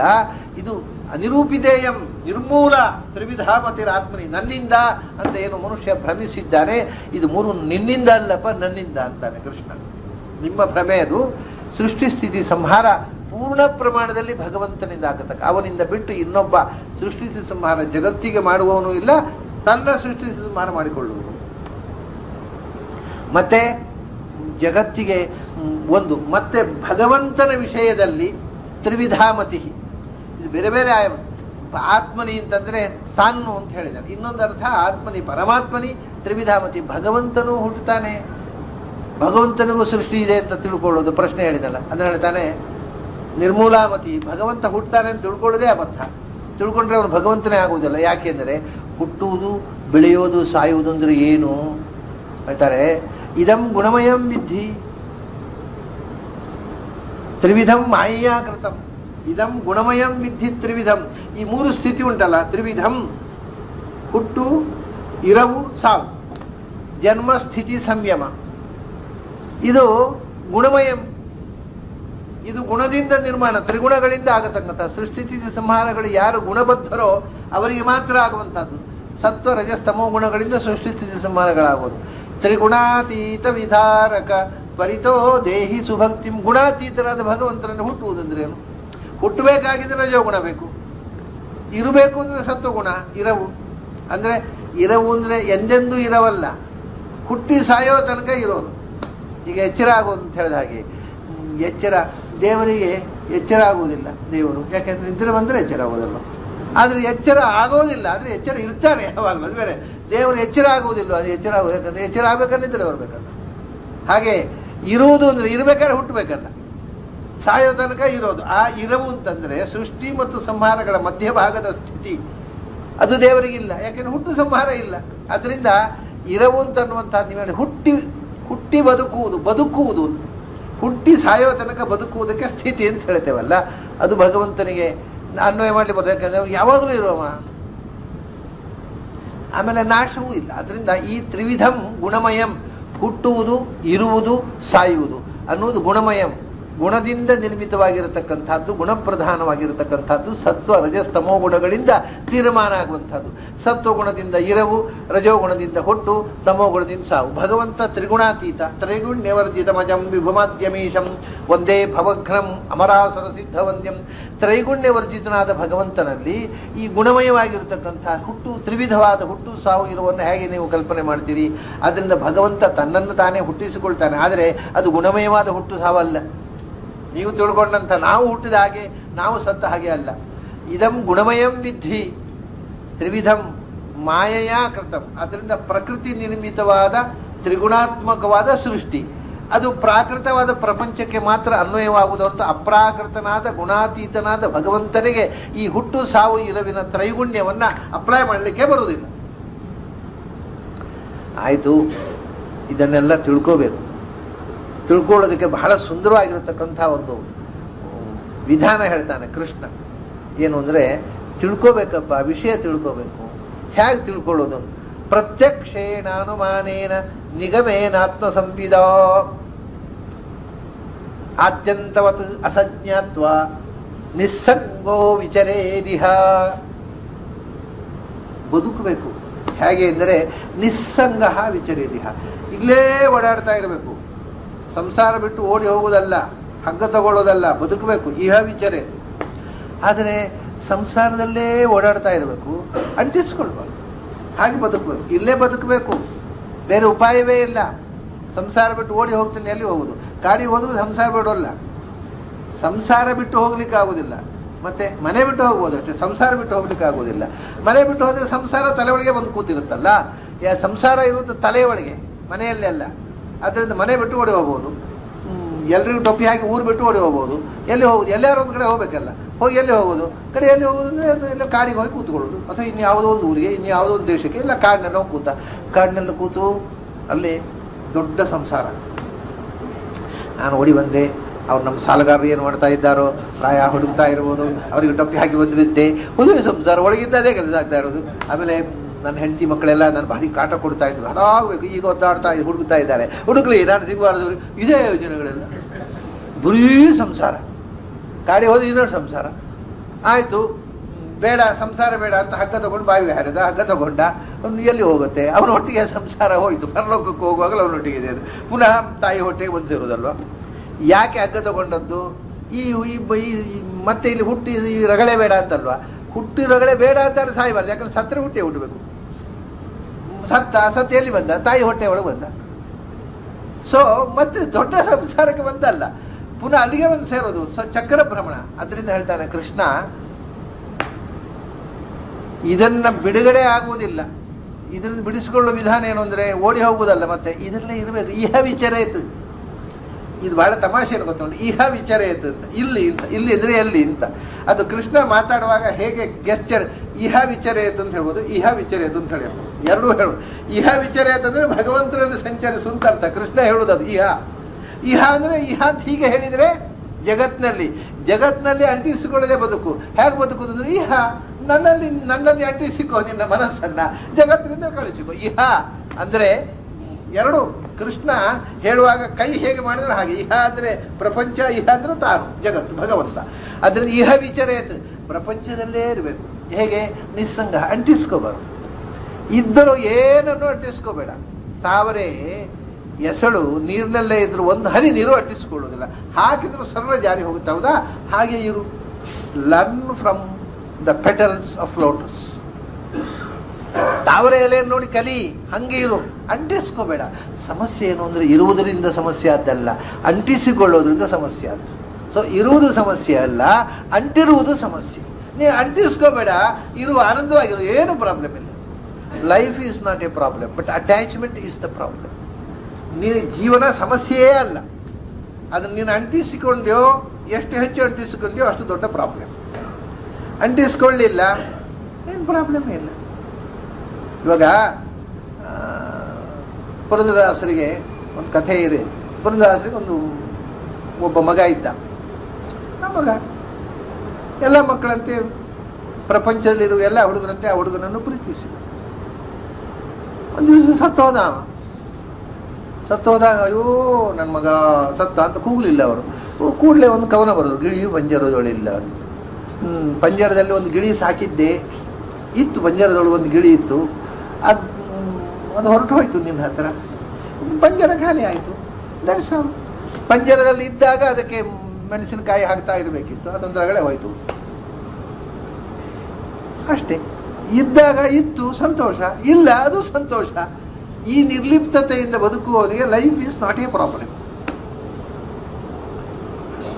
ಅದನ್ನ ನಿಸ್ಸಂಗ ವಿಚರೇದಿಹ, ಆನಂದವಾಗಿ ಬದುಕಬೇಕು. ಸಂಸಾರದಿಂದ ಓಡಿ ಹೋಗೋದಲ್ಲ, ಸಂಸಾರದಲ್ಲೇ ಈಸಬೇಕು, ಇದ್ದು ಜಯಿಸಬೇಕು, ಅಂಟಿಸ್ಕೋಬಾರ್ದು ಅಷ್ಟೇ. ನಿಸ್ಸಂಗ, ಇಟ್ಸ್ ಬ್ಯೂಟಿಫುಲ್. ಸಂಘ ಯಾವುದು? ಇದೇ ನಾನು ನನ್ನದು, ನಾನು ನನ್ನದು, ಇದೇ ಸಂಘ. ಅಂಟಿಸ್ಕೊಳ್ಳೋದು ಗಮ್ ಯಾವುದು? ನಾನು ನನ್ನದು, ಇದು ನನ್ನದು, ಇದು ನನ್ನದು, ಇದು ನನ್ನದು, ಇದು ನನ್ನದು ಅಂತ ಅಂಟಿಸ್ಕೊಳ್ಳೋದು ಉಂಟೆ. ಇದಂ ಮಮ ಮಮ ಮಮ ಮಮ ಮೇ ಮೇ ಮೇ ಅಂತ ಹಾಡಿನ ಹಾಗೆ ಇಡೀ ದಿವಸ ಮೇ ಮೇ ಮೇ ಅಂತ ಹೇಳಿದ್ರು, ದಟ್ ಈಸ್ ಅಟ್ಯಾಚ್ಮೆಂಟ್. ಅದೇ ಅಂಟು, ಗಮ್ ಅದೇ. ಮೇ ಅನ್ನೋ ಗಮ್ಮು, ಅಹಂ ಮಮ ಅನ್ನೋದು ಗಮ್. ಅದು ಹಾಕಿ ಹಾಕಿ ಹಾಕಿ ಅಂಟಿಸಿಬಿಟ್ರೆ ಅದು ತೆಗಿಲಿಕ್ಕೆ ಬರುವುದಿಲ್ಲ ಕಡೆಗೆ, ಅದು ಗಟ್ಟಿಗೆ ಅಂಟಿಕೊಳ್ಳುತ್ತೆ. ಅದನ್ನು ನಿಸ್ಸಂಗ, ಅದನ್ನು ಬಿಟ್ಟುಬಿಡು. ಅಹಂ ಮಮ ಈ ಎರಡು ಅಂಟು ಗಮ್ ಹಾಕೋದು ಬಿಟ್ಟುಬಿಡು, ಏನು ಪ್ರಾಬ್ಲಮ್ ಇಲ್ಲ. ಜೀವನದಲ್ಲಿ ನಡೀತಾ ಇರ್ತದೆ. ಜೀವನದಲ್ಲಿ ನಡೆಯುವ ಘಟನೆಗಳನ್ನು ನೋಡ್ತಾ ಇರು, ಸಾಕ್ಷಿಯಾಗಿ ನೋಡ್ತಾ ಇರು. ನಾಟಕ ನೋಡಿದ ಹಾಗೆ, ನಾಟಕದಲ್ಲಿ ಏನೇನೋ ನಡೆಯುತ್ತೆ, ದುಃಖದ ದೃಶ್ಯ ನಡೀತದೆ, ಟ್ರಾಜಿಡಿ ನೋಡಿಯೂ ಕೂಡ ನೋಡ್ತಾ ಇರ್ತೇವೆ. ಎಷ್ಟು ಖುಷಿ ಅಂದರೆ ತುಂಬ ಚೆನ್ನಾಗಿದ್ರೆ ಆ ಟ್ರಾಜಿಡಿ, ಇನ್ನೊಮ್ಮೆ ನೋಡಬೇಕು. ಅದು ನಮ್ಮ ಮನೆಯಲ್ಲಿ ಆ ಟ್ರಾಜಿಡಿ ಆದರೆ ಇನ್ನೊಮ್ಮೆ ನೋಡ್ಬೇಕು ಹೇಳ್ತೇವಾ? ಇಲ್ಲ. ನಾಟಕದಲ್ಲಿ ಆದರೆ ಹೇಳ್ತೇವೆ ಇನ್ನೊಮ್ಮೆ ನೋಡಬೇಕು ಅಂತ. ಅದೇ ಲೈಫನ್ನು ನಾಟಕದಂತೆ ನೋಡ್ಲಿಕ್ಕೆ ಅಭ್ಯಾಸ ಮಾಡಿದರೆ ಟ್ರಾಜಿಡಿ ಆಲ್ಸೋ ಬಿಕಮ್ಸ್ ಎಂಜಾಯಬಲ್. ಇದು ಜೀವನದ ಒಂದು ದೃಶ್ಯ. ಸಾಕ್ಷಿಯಾಗಿ ಎಲ್ಲವನ್ನೂ ನೋಡು, ಪ್ರೇಕ್ಷಕನಾಗಿ ಆನಂದ ಪಡುವಂತ. ಇದು ನಿಸ್ಸಂಗೋ ವಿಚರೇದಿಹ ಅಂತ ಕೃಷ್ಣ ಹೇಳೋದು. ಭಾರಿ ಸುಲಭ, ಏನೂ ಕಷ್ಟ ಇಲ್ಲ. ಜೀವನದಲ್ಲಿ ದುಃಖ ಇಲ್ಲದೆ ಆನಂದವಾಗಿ ಬದುಕಬಹುದು. ಯಾಕೆಂದರೆ ನೀನು ನನ್ನದು ಅಂತ ಬಿಟ್ಟುಬಿಡು, ಸಾಕ್ಷಿಯಾಗಿ ನೋಡು, ಪ್ರೇಕ್ಷಕನಾಗಿ ನೋಡು, ಎಂಜಾಯ್ ಇಟ್. ಅದನ್ನು ಹೇಗೆ ಅಷ್ಟು ಮಾಡ್ಬೇಕಾದ್ರೆ ಏನು ಮಾಡಬೇಕು ಅಂದರೆ, ಅದಕ್ಕೆ ಆದ್ಯಂತವಾದ ಅಸಜ್ಞಾತ್ವ. ನೀನು ಇದನ್ನು ಯಾಕೆ ಹಚ್ಚಿಕೊಂಡು, ಜಗತ್ತಿನಲ್ಲಿ ಒಂದು ಸಂಗತಿ ಮೊದಲು ತಿಳಿದು ಬಿಟ್ಟರೆ ನೀನು ಹಚ್ಚಿಕೊಳ್ಳೋದಾಗತ್ತೆ. ಯಾಕೆಂದರೆ ಆದ್ಯಂತವಾದ ಯಾವುದಕ್ಕೆ, A thing which has beginning and which has N end is futile, ವ್ಯರ್ಥ, ಅದು ಯೂಸ್ಲೆಸ್, ಅದು ಉಪಯೋಗ ಇಲ್ಲ. ಅದನ್ನು ಬೆನ್ನು ಹತ್ತಿ ಉಪಯೋಗ ಇಲ್ಲ. ಯಾವುದು ಹುಟ್ಟು ಸಾವು ಉಳ್ಳದು ನಶ್ವರವೋ ಅದರ ಬೆನ್ನು ಹತ್ತಿ ಅದು ಅಸತ್. ನಮಗೆ ಶಾಶ್ವತವಾದ ಸುಖವನ್ನು ಅದರಿಂದ ಪಡೆಯುವುದು. ಯಾವುದು ಸ್ವಯಂ ಅಶಾಶ್ವತವೋ ಅದರಿಂದ ನಾವು ಶಾಶ್ವತವಾದ ಸುಖವನ್ನು ಪಡೆಯುವುದು ಸಾಧ್ಯ ಇಲ್ಲ ಅನ್ನೋ ಒಂದು ತೀರ್ಮಾನ ಬಂದರೆ ಈ ನಶ್ವರದ ಬಗ್ಗೆ ಉಂಟೇನೋ ಅದನ್ನು ಅಟ್ಯಾಚ್ಮೆಂಟ್ ಆಗಿಬಿಡುತ್ತೆ. ಈ ಕನ್ವಿಕ್ಷನ್ ನಿನಗೆ ಯಾವಾಗ ಬಂತು, ಯಾವುದು ಟೆಂಪರರಿಯೋ ಅದರಿಂದ ಪರ್ಮನೆಂಟ್ ಸೊಲ್ಯೂಷನ್ ಇಲ್ಲ. ಇದು ಕಾಮನ್ ಸೆನ್ಸ್ ಅಲ್ವಾ? ಯಾವುದು ಟೆಂಪರರಿಯೋ ಅದರಿಂದ ಪರ್ಮನೆಂಟ್ ಸೊಲ್ಯೂಷನ್ ಇಲ್ಲ ಅಂತ ಗೊತ್ತಾದರೆ ಮತ್ತೆ ಅದರಲ್ಲಿ ಅಟ್ಯಾಚ್ಮೆಂಟ್ ಹೇಗೆ ಬರುತ್ತೆ? ಬಿಟ್ಟುಬಿಡು, ಅದು ಟೆಂಪರರಿ. ಜಸ್ಟ್ ಲೈಕ್ ವೇವ್ಸ್, ಸಮುದ್ರದ ಅಲೆಗಳಾಗಿ ಬರುತ್ತೆ ಹೋಗುತ್ತೆ, ಬರುತ್ತೆ ಹೋಗುತ್ತೆ. ಆ ಅಲೆ ಬರಬೇಕು, ಆ ಅಲೆ ಬಂದು ಅದನ್ನು ಅಪ್ಪಳಿಸಿ ನಾಶ ಆಗಬಾರ್ದು, ಆ ಅಲೆ ಉಳಿಬೇಕು ಅಂತ ಕೂತ್ರೆ ಎಲ್ಲಿ ಉಳಿಯುತ್ತೆ? ಅದು ಪಡೆದು ಹೋಯಿತು, ಹೋದ್ಮೇಲೆ ಮತ್ತೊಂದು ಅಲೆ ಬರುತ್ತೆ ಅಷ್ಟೇ. ಹೀಗೆ ಆದಿ ಅಂತ ಇರತಕ್ಕಂಥ ನಶ್ವರವಾದಂತಹ ವಸ್ತುವಿನಿಂದ ಶಾಶ್ವತವಾದ ಆನಂದವನ್ನು ಹರಸಬೇಡ, ಅದನ್ನು ಬಿಟ್ಟುಬಿಡು. ಪ್ರೇಕ್ಷಕನಾಗಿ ನಿರ್ಲಿಪ್ತರಾಗಿ ಯಾವ ಅಲೆಗಳು ಬಂದರೂ ಸಮುದ್ರದಲ್ಲಿ ಸ್ನಾನ ಮಾಡುವುದು, ಅಲೆಗಳು ಹೊಳಿಸ್ತಾ ಇರ್ತವೆ. ಈಗ ಈ ಸ್ವಿಮ್ಮರ್ಸ್ ಇದ್ದಾರೆ, ಸಮುದ್ರದಲ್ಲಿ ಈಜುವವರು, ಅವರ ಅಲೆಗೆ ತಲೆ ಕೊಟ್ರೆ ಉಪ್ಪು ನೀರು ಕುಡಿದು ವಾಪಸ್ ಈಜಲಿಕ್ಕೆ ಆಗೋದಿಲ್ಲ. ಪ್ರತಿಯೊಂದು ತೆರೆ ಬಂದಾಗಲೂ ಕೂಡ ಆ ತೆರೆ ಮೇಲಿನಿಂದ ನೀವು ಆಚೆಗೆ ಹಾಕಿಬಿಟ್ರೆ ಮುಂದೊಂದು ತೆರೆ ಬರೋದು. ಹೀಗೆ ಆ ಅಲೆಗಳನ್ನು ಇಗ್ನೋರ್ ಮಾಡಿಕೊಂಡು ಅದ್ರ ಮೇಲಿಂದ ಪಾಸ್ ಆಗ್ಬೇಕು. ಮತ್ತೊಂದು ಅಲೆ ಬಂದಾಗ ಅಲ್ಲಿ ಹೀಗೆ ಹೋಗಿ ಅದಕ್ಕೆ ತಲೆ ಕೊಟ್ಟು ಅಡಿಯನ್ನು ಸುಳಿಬಿಟ್ರೆ ನಿಮ್ಮನ್ನು ವಾಪಸ್ ದಡಕ್ಕೆ ತಂದು ತಳ್ಳಿಬಿಡ್ತೀವಿ. ಅಂದ ಅಲೆಯಲ್ಲಿ ಅಲೆಗೆ ತಲೆ ಕೊಡಬೇಡ, ನಿನ್ನ ತಲೆ ಅಲೆಗಿಂತ ಎತ್ತರದಲ್ಲಿ ಇರಲಿ, ಅವಾಗ ಅಲೆ ಏನು ಮಾಡೋಲ್ಲ. ಅಲೆಯಿಂದ ಆಚೆ ಹೋಗು, ಇನ್ನೊಂದು ಅಲೆ ಅಲ್ಲಿ ತಲೆ ಎತ್ತಿ ಬದುಕು. ನೀನು ತಲೆ ಬಗ್ಗಿಸಿ ಅಲೆ ಒಳಗೆ ತೋರಿಸ್ಬಿಡ. ನನಗೆ ಏನಾಗಿದೆ ಅಂದ್ರೆ, ಈಗ ಸಮಸ್ಯೆಗಳು ಬಂದಾಗ ಅದಕ್ಕೆ ತಲೆ ಹಾಕುವುದು, ತಲೆ ಬಗ್ಗಿಸುವುದು. ಜ್ಞಾನಿಗಳು ಬಂದಾಗ ತಲೆ ಎತ್ತಿ ಅವ್ರಿಗೆ ಯಾಕೆ ನಮಸ್ಕಾರ ಮಾಡಬೇಕು, ನಾನೇನು ಕಮ್ಮಿ. ಜ್ಞಾನ ನೋಡಿದಲ್ಲಿ ತಲೆ ಬಗ್ಗುವುದಿಲ್ಲ, ಸಮಸ್ಯೆಗಳು ಬಂದಾಗ ತಲೆ ಬಗ್ಗುವುದು. ಇನ್ನು ಕೃಷ್ಣ ಹೇಳ್ತಾನೆ, ಜ್ಞಾನಿಗಳು ಬಂದಾಗ ತಲೆ ಎತ್ತಿ ನಿಲ್ಲು, ಸಮಸ್ಯೆಗಳು ಬಂದಾಗ ಜ್ಞಾನಿಗಳು ಬಂದಾಗ ತಲೆ ಬಗ್ಗಿಸು, ಸಮಸ್ಯೆಗಳು ಬಂದಾಗ ತಲೆ ಬಗ್ಗಿಸ್ಬೇಡ, ತಲೆ ಎತ್ತಿ ನಿಲ್ಲು. ಏನು ಮಾಡೋಲ್ಲ ಸಮಸ್ಯೆಗಳು. ಆದ್ಯಂತವಾದ ಅಸಜ್ಞಾತ್ವ ನಿಸ್ಸಂಗ ವಿಚರೇದಿಹ. ಹೌದ್ರಿ, ಇದು ಟೆಂಪರರಿ, ಇದರಿಂದ ಶಾಶ್ವತ ಸುಖ ಇಲ್ಲ ಅಂತ ಅನ್ನೋದು ಕನ್ವಿನ್ಸ್ ಆಗ್ಬೇಕಲ್ಲ. ಅದು ಕನ್ವಿನ್ಸ್ ಆಗೋದು ಹೇಗೆ ಹೇಳಿದರೆ, ಪ್ರತ್ಯಕ್ಷೇನ ಅನುಮಾನೇನ ನಿಗಮೇನ ಆತ್ಮಸಂವಿಧ. ಮೊದಲು ನಿನ್ನ ಕಣ್ಣಿಗೆ ಕಾಣುವ ವಸ್ತುವನ್ನು ನೋಡು. ನಿನ್ನ ಕಣ್ಣಿಗೆ ಕಾಣುವ ವಸ್ತು ಯಾವುದು ಶಾಶ್ವತ ಅಲ್ವಾ? ಪ್ರತ್ಯಕ್ಷೇನ, ಮೊದಲು ಪ್ರತ್ಯಕ್ಷ ನಿನ್ನ ಕಣ್ಣಿಗೆ ಕಾಣುವಂತಹ ಪ್ರಪಂಚವನ್ನು ನೋಡು. ಎಲ್ಲ ಊರು, ಮನೆ, ಮಾರು, ಮರ, ಮಟ್ಟು, ನದಿ, ಹೊಳೆ ಎಲ್ಲವೂ. ನದಿ ಮಳೆ ಬಂತು, ತುಂಬಿತು, ಮಳೆ ಕಮ್ಮಿ ಆಯಿತು, ನೀರು ಬಸೆ ಇಲ್ಲ. ಮರ ಬೆಳೆಯಿತು, ಚಿಗುರಿತು, ಮರವಾಗಿ ಬೆಳೆಯಿತು, ಗಿಡ ಆಯಿತು, ಗಿಡ ಮರ ಆಯಿತು, ಟೊಂಗೆ ಟಿಸುರು ಆಯಿತು, ಎಲೆ ಚಿಗುರಿತು, ಎಲೆ ಹಣ್ಣಾಯಿತು, ಎಲೆ ಉದುರಿತು, ಮರ ಮುದಿ ಆಯಿತು, ಬಿತ್ತು. ಇದು ಪ್ರತಿಯೊಂದು ಪ್ರಪಂಚದಲ್ಲಿ ನಿನ್ನ ಕಣ್ಣಿಗೆ ಕಾಣತಕ್ಕ ಸಮಸ್ತವು ಹುಟ್ಟುತ್ತೆ, ಸಾಯುತ್ತೆ. ಹೌದಾ? ಪ್ರತ್ಯಕ್ಷೇಣ. ಇದು ಅನುಭವ ಅಲ್ವಾ? ಈ ಅನುಭವದಿಂದ why don't you learn from your experience? ಪ್ರತ್ಯಕ್ಷದಿಂದ ನೋಡು.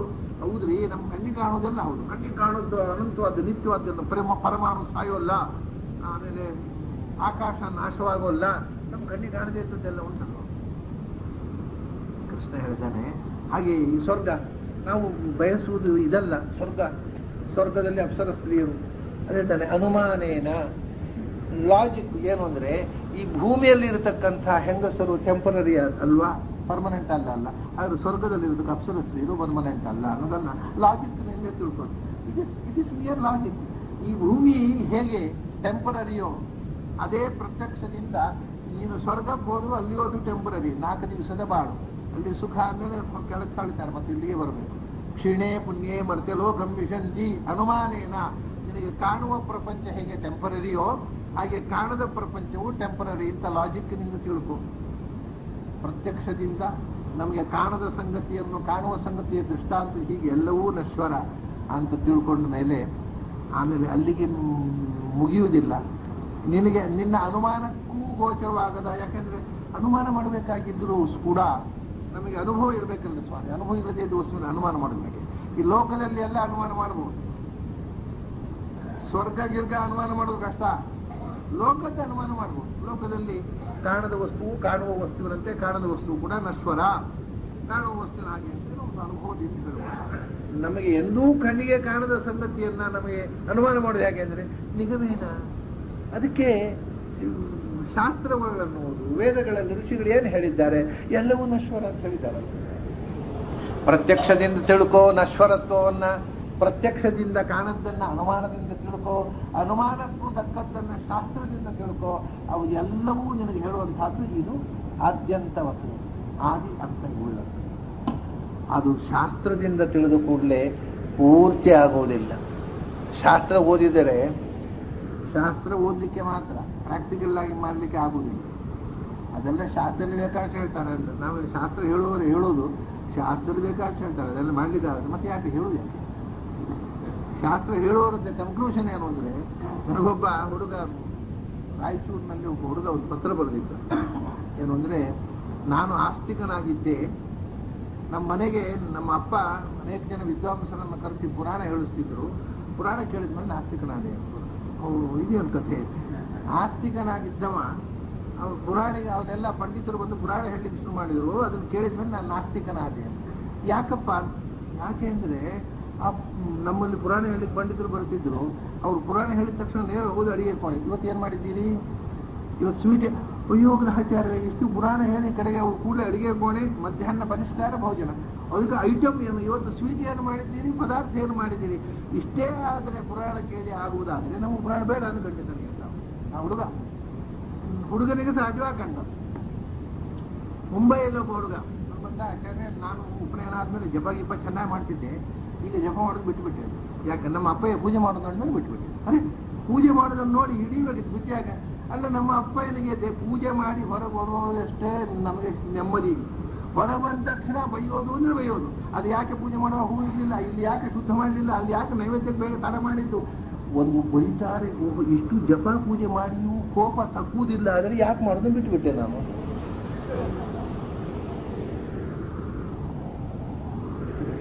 ಹಾಗೆ ಅದರಿಂದ ಬರೇ ಶಾಸ್ತ್ರದಿಂದ ತಿಳಿದದ್ದು ಉಂಟಲ್ಲ, ಶಾಸ್ತ್ರದಿಂದ ತಿಳಿದಾಗ ಕನ್ವಿನ್ಸ್ ಆಗೋದಿಲ್ಲ, ಒಮ್ಮೊಮ್ಮೆ ಅಪನಂಬಿಕೆ ಬಂದ್ಬಿಡ್ಬೋದು. ಅದಕ್ಕೆ ಕೃಷ್ಣ ಹೇಳ್ತಾನೆ, ಬರೇ ಶಾಸ್ತ್ರಜ್ಞಾನ ಅಲ್ಲ, ಸ್ವಸಂವಿದ ಶಾಸ್ತ್ರಾರ್ಥಯುಕ್ತ ಅನುಭವ ಪ್ರಮಾಣಂತು ಉತ್ತಮ. ಶಾಸ್ತ್ರದಲ್ಲಿ ಹೇಳಿದ್ದನ್ನು ಅನುಭವಿಸು, experience it, then only it becomes authority.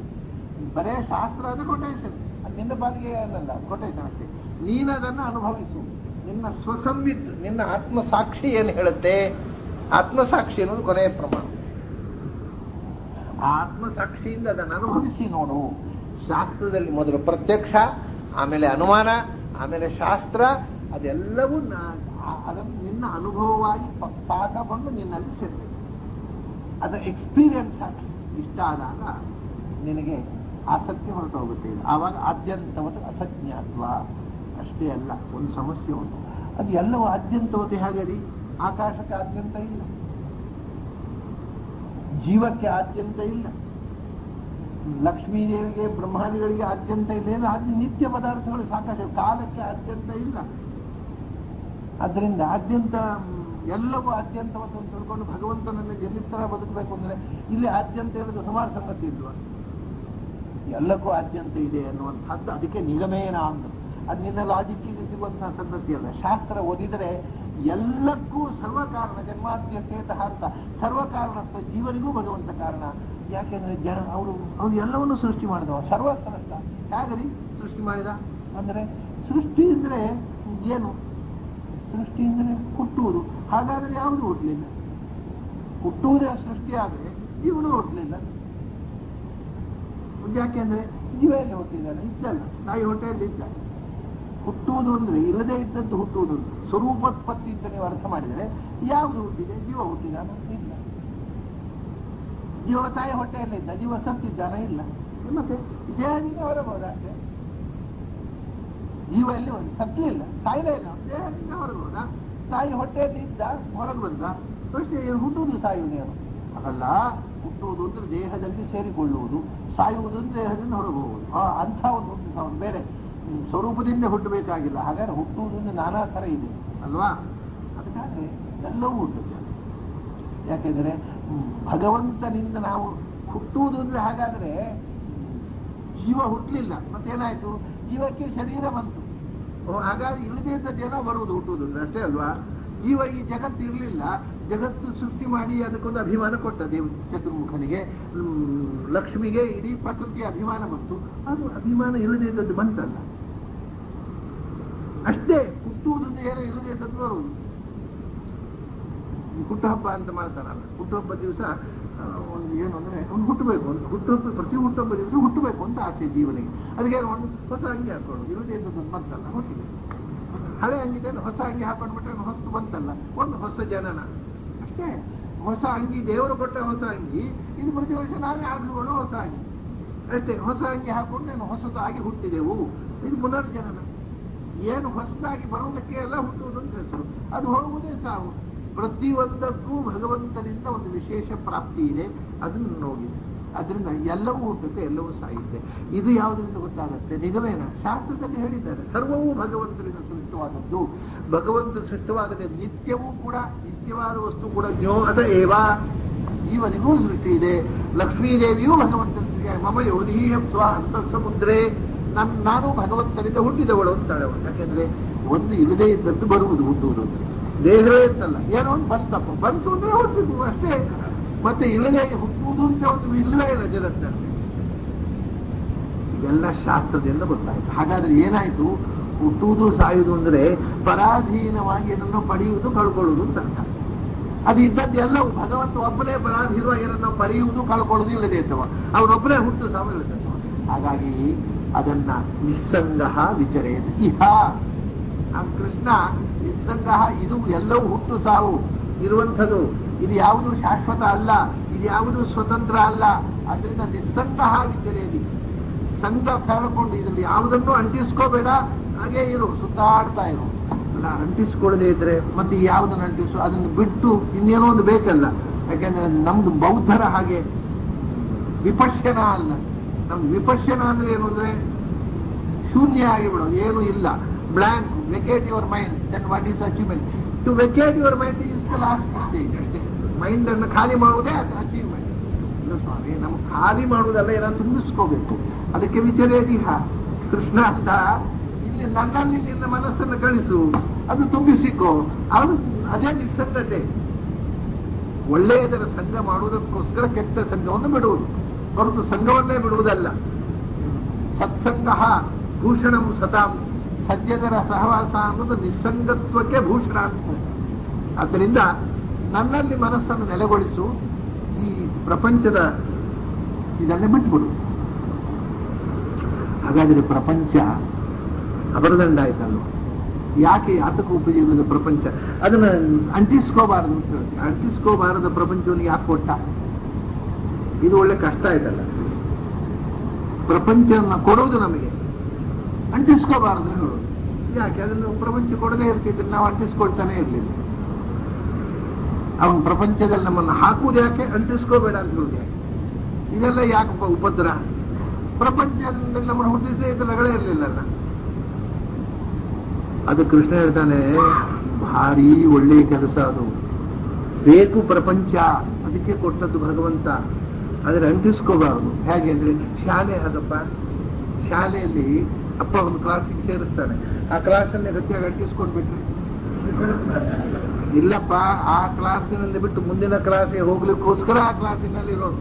So ಅದರಿಂದ ಮುಂದಿನ ಕ್ಲಾಸಿಗೆ ಹೋಗ್ಬೇಕು. ಅದಕ್ಕಿಂತ ಮೇಲೆ ಶಾಲೆಯಿಂದ ಹೊರಗೆ ಬರ್ಲಿಕ್ಕೋಸ್ಕರ ಶಾಲೆ ಹೋಗ್ಬೋದು. ಶಾಲೆಯಲ್ಲಿ ಕಾಯಿ ಮಾಡಿ ಕೂಡ್ಲಿಕ್ಕಲ್ಲ, ಆದ್ರೆ ಹೊರಗೆ ಬರ್ಬೇಕಲ್ಲ ಒಂದು ದಿವಸ. ಶಾಲೆ ಹಾಕ್ಬೇಕು ಅಂದ್ರೆ ಇದ್ರೆ ಅಂತ, ಶಾಲೆ ಇರೋದ್ರಿಂದ ನಾವು ಹೊರಗೆ ಬರ್ಲಿಕ್ಕೆ ಸಾಧ್ಯ ಆದದ್ದು. ಆದ್ರಿಂದ ಶಾಲೆ ಬೇಕು, ಶಾಲೆಗೆ ಸೇರಬೇಕು, ಹೊರಗೆ ಬರಬೇಕು. ಅದಕ್ಕೋಸ್ಕರ ಪ್ರಪಂಚವನ್ನು ಸೃಷ್ಟಿಸಿದ, ಅದನ್ನ ಅಂಟಿಸಿಕೊಂಡು ಪರ್ಮನೆಂಟ್ ಕೂಡಬೇಡ, ಹೊರಗೆ ಬಾ ಅಂತ ಹೇಳಿದ. ಇದು ಶಾಲೆ ಹೋಗುವ ಮಕ್ಕಳು ಹೇಳಿದಾಗ ಹೇಳ್ತಲ್ಲ, ಶಾಲೆ ಪ್ರಪಂಚ ಆಗ್ಬೇಕು. ಶಾಲೆ ಸುಮ್ಮನೆ ನಮ್ಮ ಅಪ್ಪ ಉಪದ್ರ ಕೊಡ್ತಾರೆ, ಶಾಲೆ ಇದ್ರೆ ಒಳ್ಳೇದಿತ್ತು ಅಂತ ಮಕ್ಕಳು ಹೇಳ್ತಾವ್ರು. ಹಂಗಾಯ್ತು. ಶಾಲೆ ಬೇಕು. ಯಾಕೆಂದ್ರೆ ಶಾಲೆಯಿಂದ ಹೊರಗೆ ಬರೋದಕ್ಕೋಸ್ಕರ, ಕಾಯಮ ಇರೋದಕ್ಕಲ್ಲ. ಅದಕ್ಕೆ ಫಲವಾನ್ ಏನ್ ಹೇಳ್ತಾರೆ ಕೃಷ್ಣ ಅಂದ್ರೆ, ಯಾವತ್ ಇಲ್ಲಿ ತನಕ ಯಾವತ್ ದೇಹೇಂದ್ರಿಯ ಪ್ರಾಣೈ ಆತ್ಮನಃ ಸನ್ನಿಕರ್ಷಣಂ ಸಂಸಾರ ಫಲವಾನ್ ತಾವತ್ ಅಪಾರ್ಥೋಪಿ ಅವಿವೇಕಿನಃ. ಎಲ್ಲಿ ತನಕ ಇದು ವ್ಯರ್ಥ ಅಲ್ಲ. ಸಂಸಾರ ಯಾಕೆ ಕೊಟ್ಟ? ಯಾವತ್ತು ದೇಹೇಂದ್ರಿಯ ಪ್ರಾಣೈ ಆತ್ಮನಃ ಸನ್ನಿಕರ್ಷಣಂ.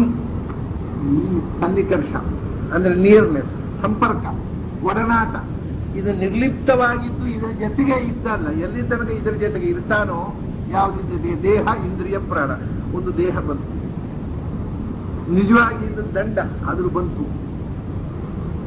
ಬರೀ ದೇಹ ಅಲ್ಲ, ಇಂದ್ರಿಯಗಳು ಬಂದವು. ಇಂದ್ರಿಯಗಳು ಮಾತ್ರ ಅಲ್ಲ, ಮತ್ತೆ ಪ್ರಾಣಮಯ ಕೋಶ, ಉಸಿರಾಟ ಬಂತು, ಒಳಗಿನ ಚಿಂತನೆ ಬಂತು. ಈ ದೇಹ ಇಂದ್ರಿಯ ಪ್ರಾಣ ಇದರ ಜೊತೆಗೆ ನಾವು ಅಂದ್ರೆ ಅನ್ನಮಯ ಪ್ರಾಣಮಯ ಮನೋಮಯ ವಿಜ್ಞಾನಮಯ ಆನಂದಮಯ ಕೋಶಗಳು, ಈ ಪಂಚಕೋಶಗಳು ಅಂತ ಅರ್ಥ. ದೇಹೇಂದ್ರಿಯ ಪ್ರಾಣಗಳು ಅಂದ್ರೆ ಪಂಚಕೋಶಗಳ ಜೊತೆಗೆ ಆತ್ಮ ಯಾವಾಗ ಸೇರಿಕೊಂಡಿದೆಯೋ, ಎಲ್ಲಿ ತನಕ ಈ ದೇಹ, ಈ ಇಂದ್ರಿಯಗಳು, ಈ ಮನಸ್ಸು ಇವೆಲ್ಲ ಆತ್ಮದ ಜೊತೆಗೆ ಸೇರಿಕೊಂಡಿದ್ದಾವೋ, ಅಂದ್ರೆ ಪಂಚಕೋಶಗಳ ಒಳಗೆ, 5 ಕರಡಿಗೆಗಳ ಒಳಗೆ ಆತ್ಮ ಯಾವಾಗ ಎಲ್ಲಿ ತನಕ ಇದ್ದಾನೆ, ಸಂಸಾರ ಫಲವಾನ್ ತಾವತ್, ಸಾರ್ಥಕ ಸಂಸಾರ ಆದದ್ದೇ ಈ ಪಂಚಕೋಶಗಳ ಒಳಗೆ, ಕರಡಿಗೆ ಒಳಗೆ ಇರೋದ್ರಿಂದ. ಯಾಕೆಂದ್ರೆ ಈ ಶಾಲೆಯ ಒಳಗೆ ಇದ್ದದ್ರಿಂದೇ ನೀನು ಹೊರಬರಲು ಸಾಧ್ಯ ಆಯಿತು, ಪಾಸ್ ಆಗಿ. ಶಾಲೆಯಲ್ಲಿದ್ದರೆ ನೀನು ಪಾಸ್ ಆಗದೆ ಪರ್ಮನೆಂಟ್ ಆಗಿಲ್ಲೇ ಇರಬೇಕು. ಪರ್ಮನೆಂಟ್ ಆಗಿ ಯಾವಾಗ ಯಾಕೆ ಜೀವ ಅನಾದಿ ಕಾಲದಿಂದ ಇಲ್ಲೇ ಇದ್ದ? ಯಾಕೆಂದ್ರೆ ಅವನಿಗೆ ಸಾಧನೆಗೆ ಬೇಕಾದ ದೇಹವಿರಲೇ ಇಲ್ಲ, ಅಸೃಜ್ಯಾವಸ್ಥೆಯಲ್ಲಿ ಇದ್ದ, ಅನಾದಿ ಕಾಲದಿಂದ ಇದ್ದ. ಆಮೇಲೆ ಸಾಧನೆಯ ದೇಹ ಬಂತು, ಸಾಧನೆ ಮಾಡಿದ ಹೊರಗೋದ. ಹಾಗಾಗಿ ನಿನಗೆ ಇದರಿಂದ ಪಾರಾಗಲಿಕ್ಕೋಸ್ಕರ ಇದು ಕಮ್ಮಟ ಇಸ್ಕೂಲ್. ಅದರಿಂದ ಫಲವಾನ್ ಸಂಸಾರ ಫಲವಾನ್, ಸಾರ್ಥಕವಾದದ್ದೆಯ ಸಂಸಾರ. ಸಂಸಾರ ಅಂದ್ರೆ ಒಂದು ಶಾಲೆ ಇದ್ದಾಗೆ. ಇದರಿಂದ ಹೊರಗೆ ಬರಲಿಕ್ಕೆ ನಿನಗೆ ಸಾಧನೆಗೆ, ಅದರಿಂದಲೇ ಶರೀರ ಮಾಧ್ಯಮ ಖಲು ಧರ್ಮ ಸಾಧನ ಹೇಳಿದರು. ಧರ್ಮ ಮಾಡಿ ಅದರಿಂದ ಪಾರಾಗುವುದಕ್ಕೆ ಬೇಕಾಗಿರತಕ್ಕಂಥ ವ್ಯವಸ್ಥೆ ಬಂದದ್ದೇ ಈ ಶರೀರ ಬಂದದ್ರಿಂದ. ಶರೀರವಿಲ್ಲದೆ ನೀನು ಸಾಧನೆ ಮಾಡ್ತಿರ್ಲಿಲ್ಲ, ಈ ಸಂಸಾರದಿಂದ ಪಾರವಾಗ್ತಿರ್ಲಿಲ್ಲ.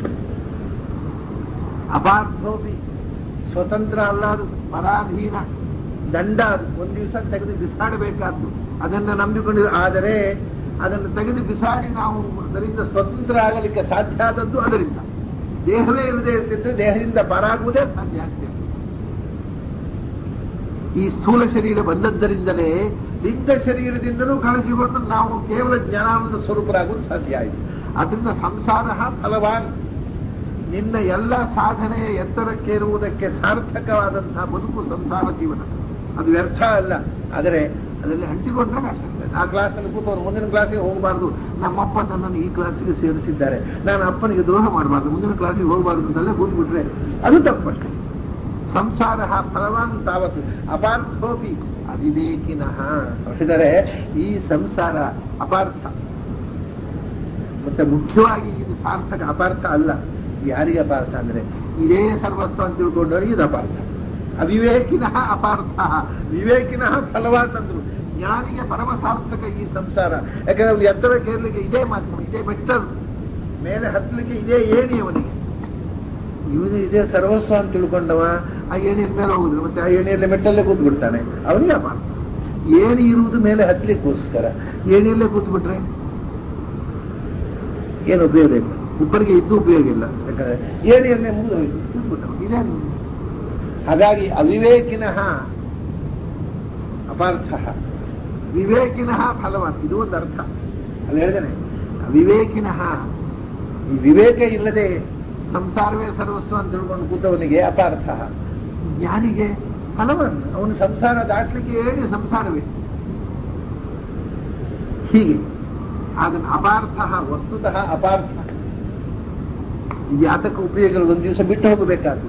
ಆದರೆ ಬಿಟ್ಟು ಹೋಗುವಂತಹ ಸಂಸಾರವೇ ಇದನ್ನು ಬಿಟ್ಟು ಹೋಗಲಿಕ್ಕೆ ಸಾಧನ, ಅದರಿಂದ ಫಲವಾದ. ಹೀಗೆ ನಾನಾ ಬಗೆಯಿಂದ ಈ ಶ್ಲೋಕ ತೆರಕೊಳ್ಳುತ್ತೆ. ಹಾಗೆ ಇಂಥ ಸಂಸಾರ ಇಷ್ಟೆಲ್ಲ ಜ್ಞಾನ ಬಂದರೂ ಕೂಡ ಯಾಕೆ ನಾವು ಬಿಟ್ಟು ಹೋಗ್ಲಿಕ್ಕೆ ಆಗ್ತಾ ಇಲ್ಲ? ಮತ್ತು ಸಂಸಾರದಲ್ಲಿ ಮತ್ತೆ ಮರಳಿ ಮರಳಿ ಯಾಕೆ ಹೋಗ್ತೇವೆ?